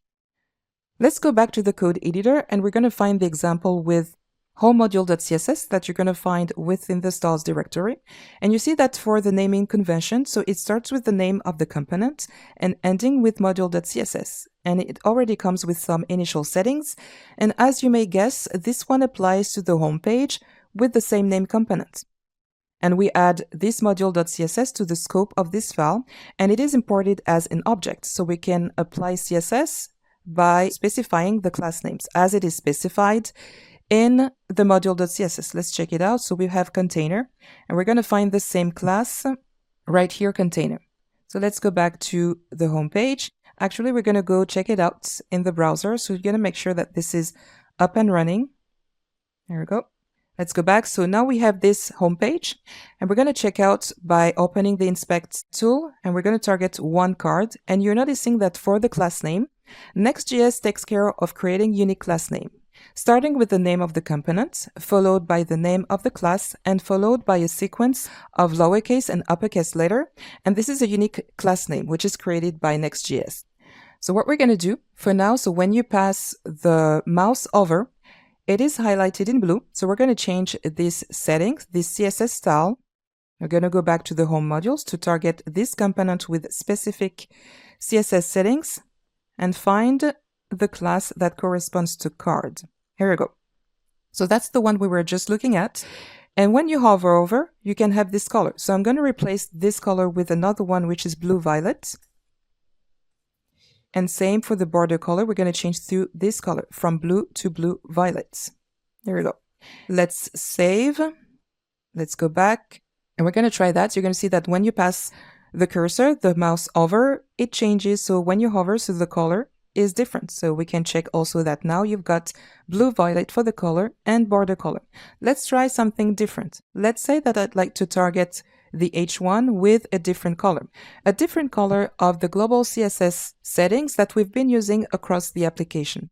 So let's go back to the module.css and write a new CSS rule for the H1 specifically. And I'm going to pick another color. Let's say something like saddle brown just to test. Okay, but that's not it.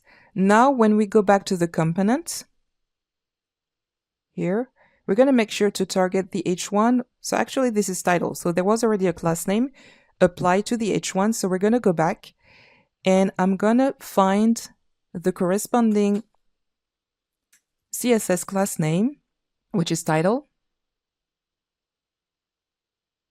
Here we go. And we're going to add this CSS property to target every title available in the home page. Here we go. So now we've been able to create a unique class name for this H1, for this component only.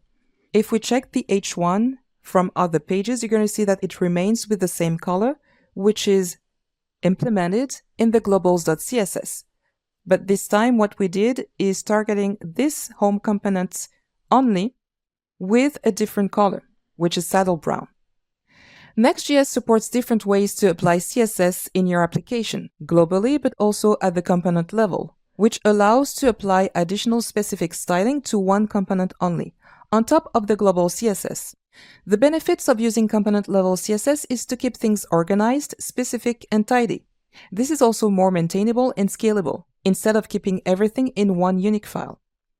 Every component can have a module CSS file, and Next.js takes care of creating unique class names that will not conflict with other class names in the application, so everything is well organized and well maintained. The Next.js library includes a style JSS stack by default in order to allow to write encapsulated and scoped CSS to style a component specifically. So we're going to use this default style JSS tags to include before the closing tag of every component to target this one specifically with some CSS rules. For example, in this home component, we would allow to target every component with the color blue, but for this component only. It's not going to be global. So let's use the example that we've been using so far. So for now, we're using this color for the home component specifically. We have a color for the heading for every component. And also for the not found page, so when you write something that you know does not exist, we're using the same color setting across the application, which is applied in the globals.css. So we're using the same CSS rules, which is implemented in the globals.css. So maybe we would like to target this H1 with a different color. For example, with aquamarine, or maybe something like chocolate, for example. So what we're going to do, we're going to head back to the code editor and find this 44.js that we're going to find inside pages, remember? Okay. And we're going to add before the closing tag, the default tag, style.jsx. Here we go. And we're adding the curly braces and the backtick to write some CSS in JS. And we're going to target the H1 for this component only. And we're going to change the color of this H1 with chocolate. Here we go. And here we go. So if I refresh this one, so I know that now I am targeting specifically this component and this H1 with this color. So you see that Next.js is taking care of writing unique class names to make sure that it does not conflict with any other class name. So this is H1 dot with a specific unique class name. So the way it works is that we're going to include at the bottom of the component, before the closing tag, we're going to add this tag style.jsx in order to write CSS in JS, which will automatically allow to create scoped CSS for the component. And then Next.js takes care of prefixing, so the H1 followed by a unique class name. So Next.js takes care of generating unique class name per page, so there is no risk of conflicting with other class names in the application. This is also a convenient way to keep the code simple, tidy, and easily maintainable with specific CSS applied to one module only. The CSS is encapsulated and scoped within the module, and if you need to maintain or remove a CSS, it will affect this module only. So if I ever decide to remove this style GSX, it's going to simply go back to the global settings. So let me put it back in order to write specific, scoped, and encapsulated CSS. Next.js provides with an image component to load and display static images. In order to access this component, you simply add to the scope of your component the module next image. And the image component is an extension of the HTML image tag that you know already. The image component provided by Next.js comes with lots of benefits, like improved performance, visual stability, faster page loads so the user does not experience any blank page, resulting in a better and much improved user experience. So this is a very simple process to apply, and I'm glad to show you how to make your page look nicer with visuals. So in the following example, we're going to use the same example of the 404 page that we would like to make look nicer, just to add some visuals and make it more fun. So whenever a user lands on a page which is not found. So we are providing in the public directory with a not found GIF that we're going to add to the scope of our page 404. So we're going to go back to the directory pages and find the 404, and we're going to add to the scope of this component the module next image. And that's going to be image from next image.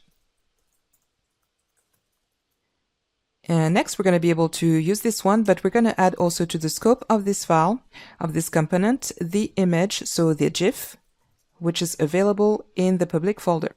So we're going one step higher in the hierarchy, find it in public, and it's gonna be not found GIF. Let me check if this is the correct spelling. Not found GIF. Here we go. Next, what we need to do is to simply add the image tag that takes two props. Actually, this is one prop that you need to add, which is src, which is short for source. We're going to specify within curly braces GIF. And you can specify another attribute, which is to provide with an alternate text, just in case the visual is not available, which is good for accessibility, but also for SEO. So we're going to put not found. Here we go. So we're going to try this out. We'll make sure that the app is up and running. Let's go back to our application in the browser, and we're going to try the not found.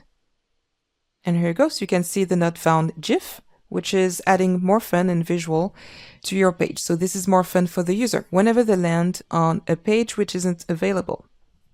I'm just going to remove, in this case, the H1. Actually, something we could do is just make it style none. We can keep it just for SEO purposes. In this case, what I'm going to do is just display none.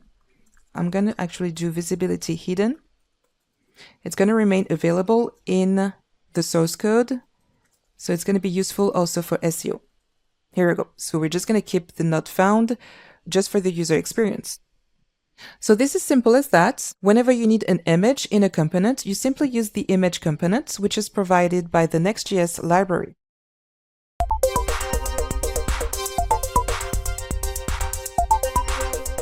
When and where to use global or scoped CSS. This is the objective of this challenge, learning to maintain the CSS of the application either globally or at the component level.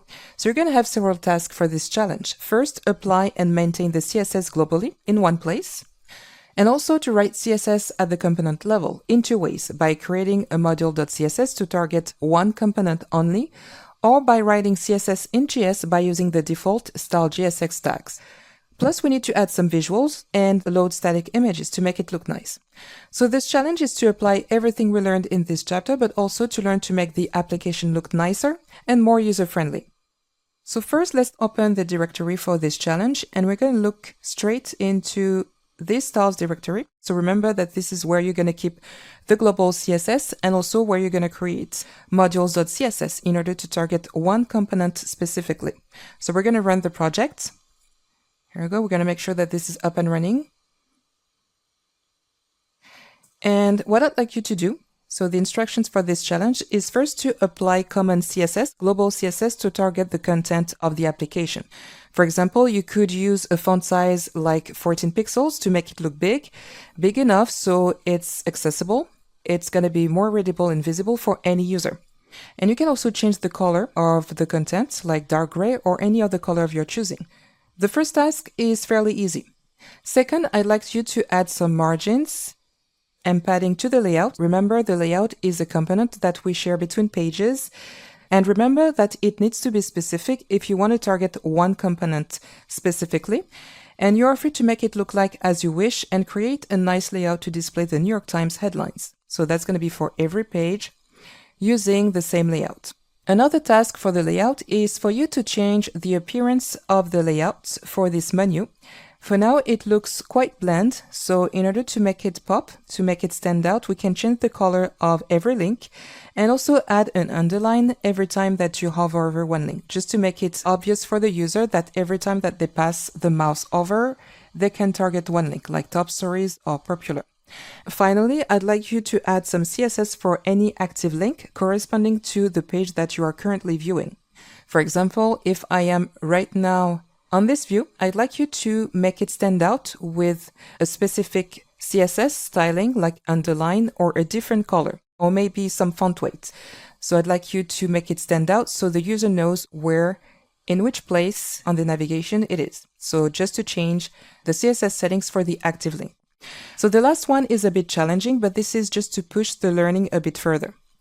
Finally, I'd like you to also change the appearance of the not found page. So here for now, so we've got this image, but what I'd like you to do is to center the image and the H1. So for now, we don't have the H1 visible because we've changed the CSS settings previously, but just so you know, it's still visible.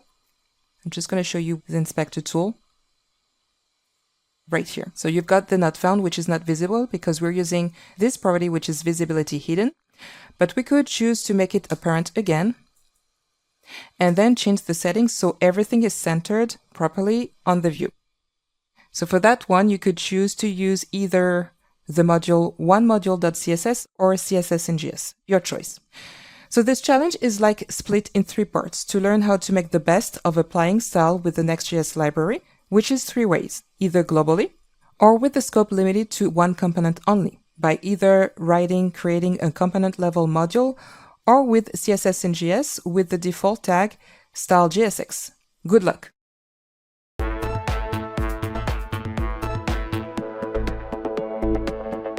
As instructions for this challenge, the first one is to apply common CSS to target the content of the application. So what I'd like you to do is for the content like the paragraph and also the links to look a little bit bigger for accessibility purposes. So you could maybe use like font size something bigger than what we have right now. So let's check out what we have currently. It's not specified, but maybe we can target the anchor tags and also paragraph elements with a bigger font size. So let's try that. We're going to head to this directory for the solution of the challenge. So this is where we're going to stay for the last part of this chapter. So let's head to the styles directory and we're going to find this globals.css where you can here write CSS rules to target the entire application. So that's going to apply to all pages of the application. So let's try that. We're gonna, for example, here write font size and make it super big. Big enough so anyone can read. And also we're gonna add paragraph and target paragraph with the same property. Let's see how this looks. I don't think that it changed much, so I'm gonna make it even bigger. That's probably the default 16 actually. Here we go. So that's much bigger now. So we were able to make it bigger. So I think it's better for anyone landing on this page to be able to read something which really stands out. Okay, so that was the first part. And I've also asked you to change maybe the color of the paragraph. So you can choose something that you like. Black is too generic. So we're going to do something like gray. That's not bad. Gray. This gray. Here it is. And maybe I'd like to change also the color of the links as well. So I'm going to also apply the same color to any link here we go, to display the results and headlines for the New York Times. So that looks a little bit subtle. That's great. So that's it for the global common CSS. So we know that this is going to apply to all pages of the application. Next, I've asked you to add some margins and padding to the layout. So you know that we've been using this component that we share across several component as well, several pages, because we're using this one as a general layout. So we're going to target this one.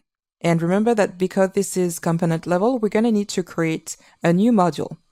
So I'm going to go ahead and create a new module, which is going to be layout module.css. So that's going to be always the same ending. So that's always the same naming convention, like so. And the first segment corresponds to the name of the component that we are targeting. So that's always the good practice and convention whenever you write component level CSS. Next, we're going to import this module inside the layout component as an object. That's going to be from styles layout module.css. There we go. And next, what's left to do is obviously to write some CSS. So we're going to add some of it. For example, target the layout. So I'm going to change this to a div. And we're going to add a class name to it. And this class name will be container. And maybe I'd like to change the width to 80%. And I'm going to make sure that this is centered. So I'm going to do margin, add some margins to the top. So that's going to be a very slight change, like 1.5 rem and then auto to apply margins left and right. Let's go back to the components. Now that we have this one in scope, we're going to add a class name. And that's going to work this way. We're going to do styles and then target with container. And we know that we are using this layout component for several pages. So we know that this is going to apply to several pages across the application. So here you go. And that's going to be the same for popular and also section. Perfect. So that's not everything. So what I'd like you to do next is to take care of this menu. The other task that I've asked you is to change the color settings and also the behavior of this menu. So we're going to do that next because that's a little bit harder for this task. So we're going to take care of changing the appearance and behavior of this menu right away. The second task is to change the appearance of the menu layouts by changing the appearance, but also change the behavior. So whenever you pass the mouse over, you should have a hover effect and also change the active link. So the one that corresponds to the view, the page that you are currently viewing. So let's go to the layout component and we're going to still be working on layout.module.css to write some component level CSS. So first, what we're going to do is target with a new class name link. We're going to change the color. I'm going to make this one purple. And we're going to target also the state, which is hover. So whenever you pass the mouse on one link, it's going to be underlined. So that's actually the default behavior. And we already have that in scope. So we're going to add this class name and use the object styles and then add link to apply these settings for this component only. Here we go. So now when you pass the mouse over, you can have this nice hover effect. Next, we want to apply CSS settings for every active link. I mean, that should be only one. So the one that you're currently at. And for that, we're going to use router. So that's a hook from provided by Next.js router. And use router is going to allow us to access one object that you know of. We have already used this one in the past, so this is router. And what we're going to do is make a comparison with the link path and the current path. So meaning that the router object is going to give you the navigation history, including the link, the page that you are currently visiting. So that's great in order to make the comparison between the links that you have set up and defined right here. So we're going to create a class name, which will be conditional based on whether the link path corresponds to router as path. This object is going to give us the current route, and we're going to apply styles active that we should create and styles link. So that's actually going to be this one. So the default settings if the link is not active. And we're going to replace this with class name. What's left to do is to create the CSS settings, the styling for the active link, and I'm going to change this to active. And I'm going to change to make it stand out the font weight, and I'm going to make it like big and bold. And for text decoration, I'm going to keep it as is. Here we go. So if we go back, so right now we are on the popular page, so we can highlight this one with bold characters. Same for the home, sections, popular, or top stories. Any place where you have this navigation. Next, I've asked you to also change the styling. So when you have a not found page, here we go. So I'd like you to actually center this not found and also the heading. So what we're going to do a few things. We're going to head to the not found page that we're going to find in pages right here. And instead of creating a module.css, we're going to use actually CSS in JS. So right now, so I'd like to keep it visible, the H1. So here it is, it's back. And I'm going to use a container. I'm going to add something. Yeah, I'm going to add a container.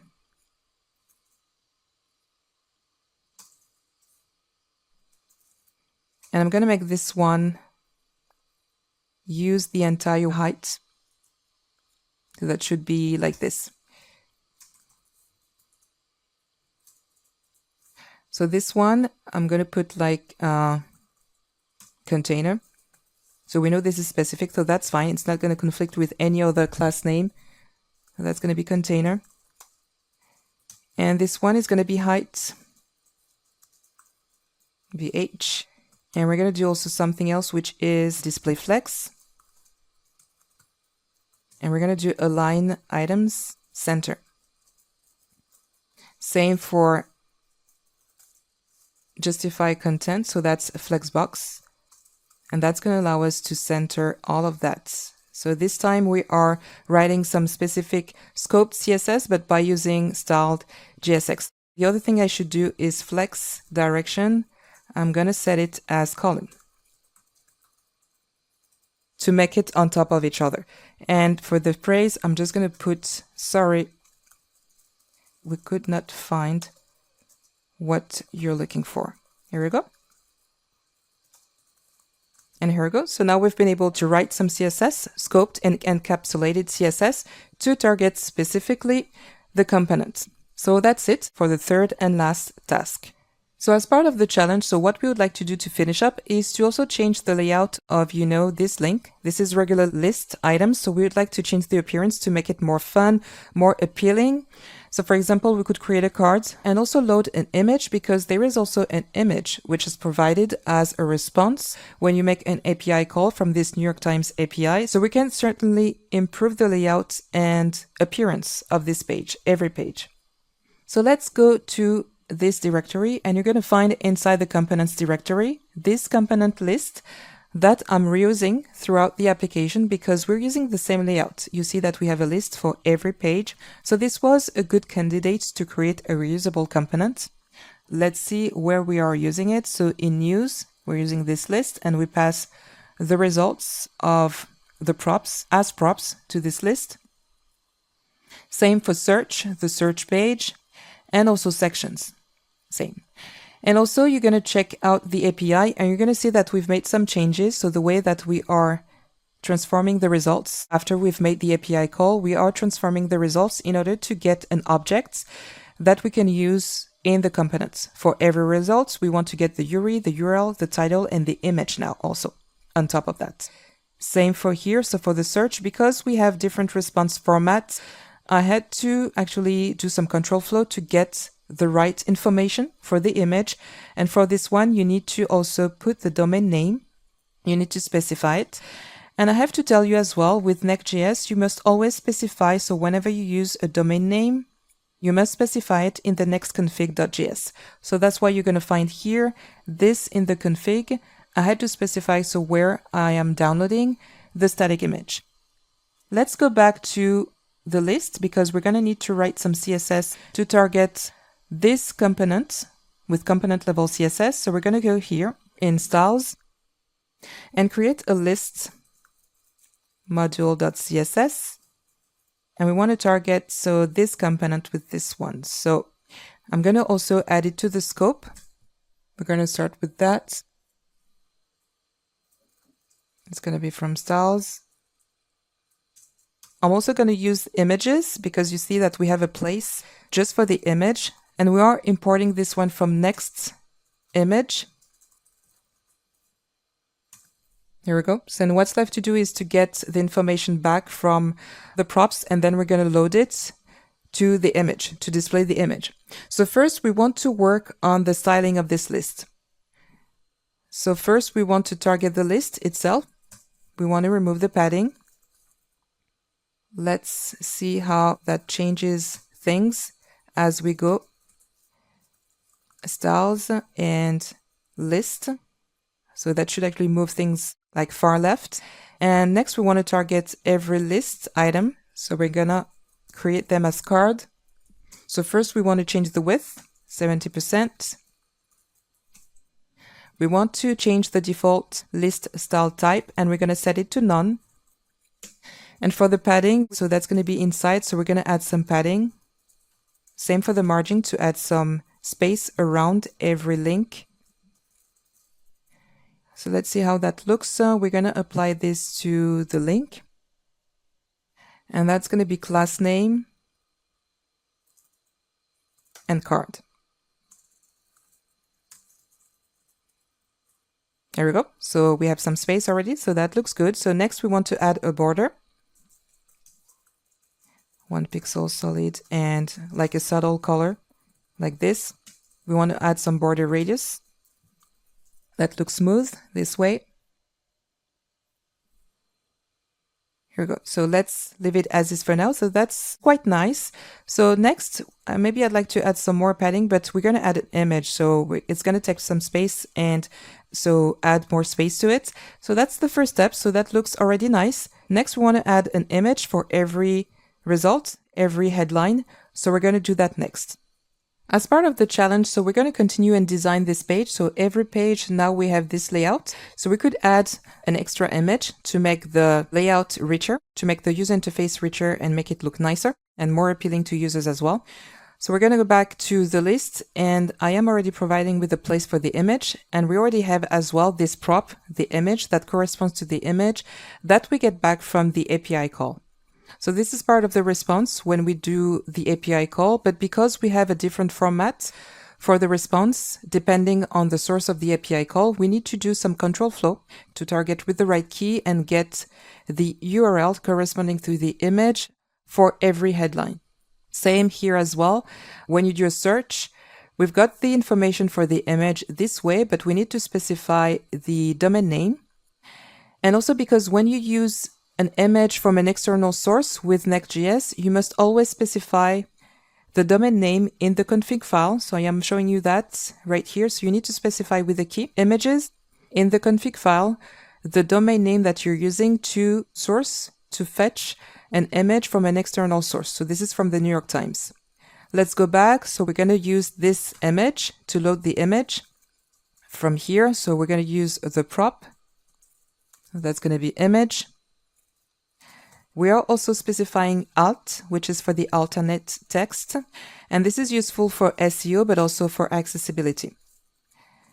And let's go back. So we must always provide with a width and a height. So we're going to specify those two, width. So that's going to be 75 because I know the size of the image that we get from the New York Times API. And that's also 75 for the height.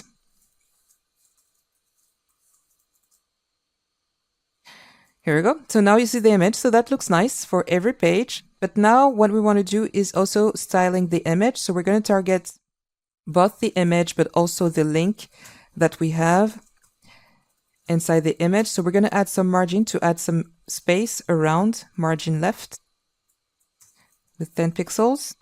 And for the image, we're just going to add some border radius. So that's going to be 4 pixels just to make the corners of the image slightly rounded. And we must also, of course, add this as a class name for each element. I must not forget right here. So that's going to be image for this one and link for the anchor tag. And that's it. Here we go. The other thing we're going to do, we're going to use some flex with display flex and allow to center the element on the x-axis right here. Yeah, that's going to be like this. That's actually on the y-axis. So you can center this vertically. The other thing we're going to do right here, so this looks good for every page actually. Remember that when we have the not found, we would like to allow to go back. So one step before. So instead of having the menu, we could add an extra link to allow to move one step before in the navigation history. So I'm going to go to the 4.4 page and add this. And that's going to be possible with the import. That's going to be the hook from Next router. Use router. And we're going to access router.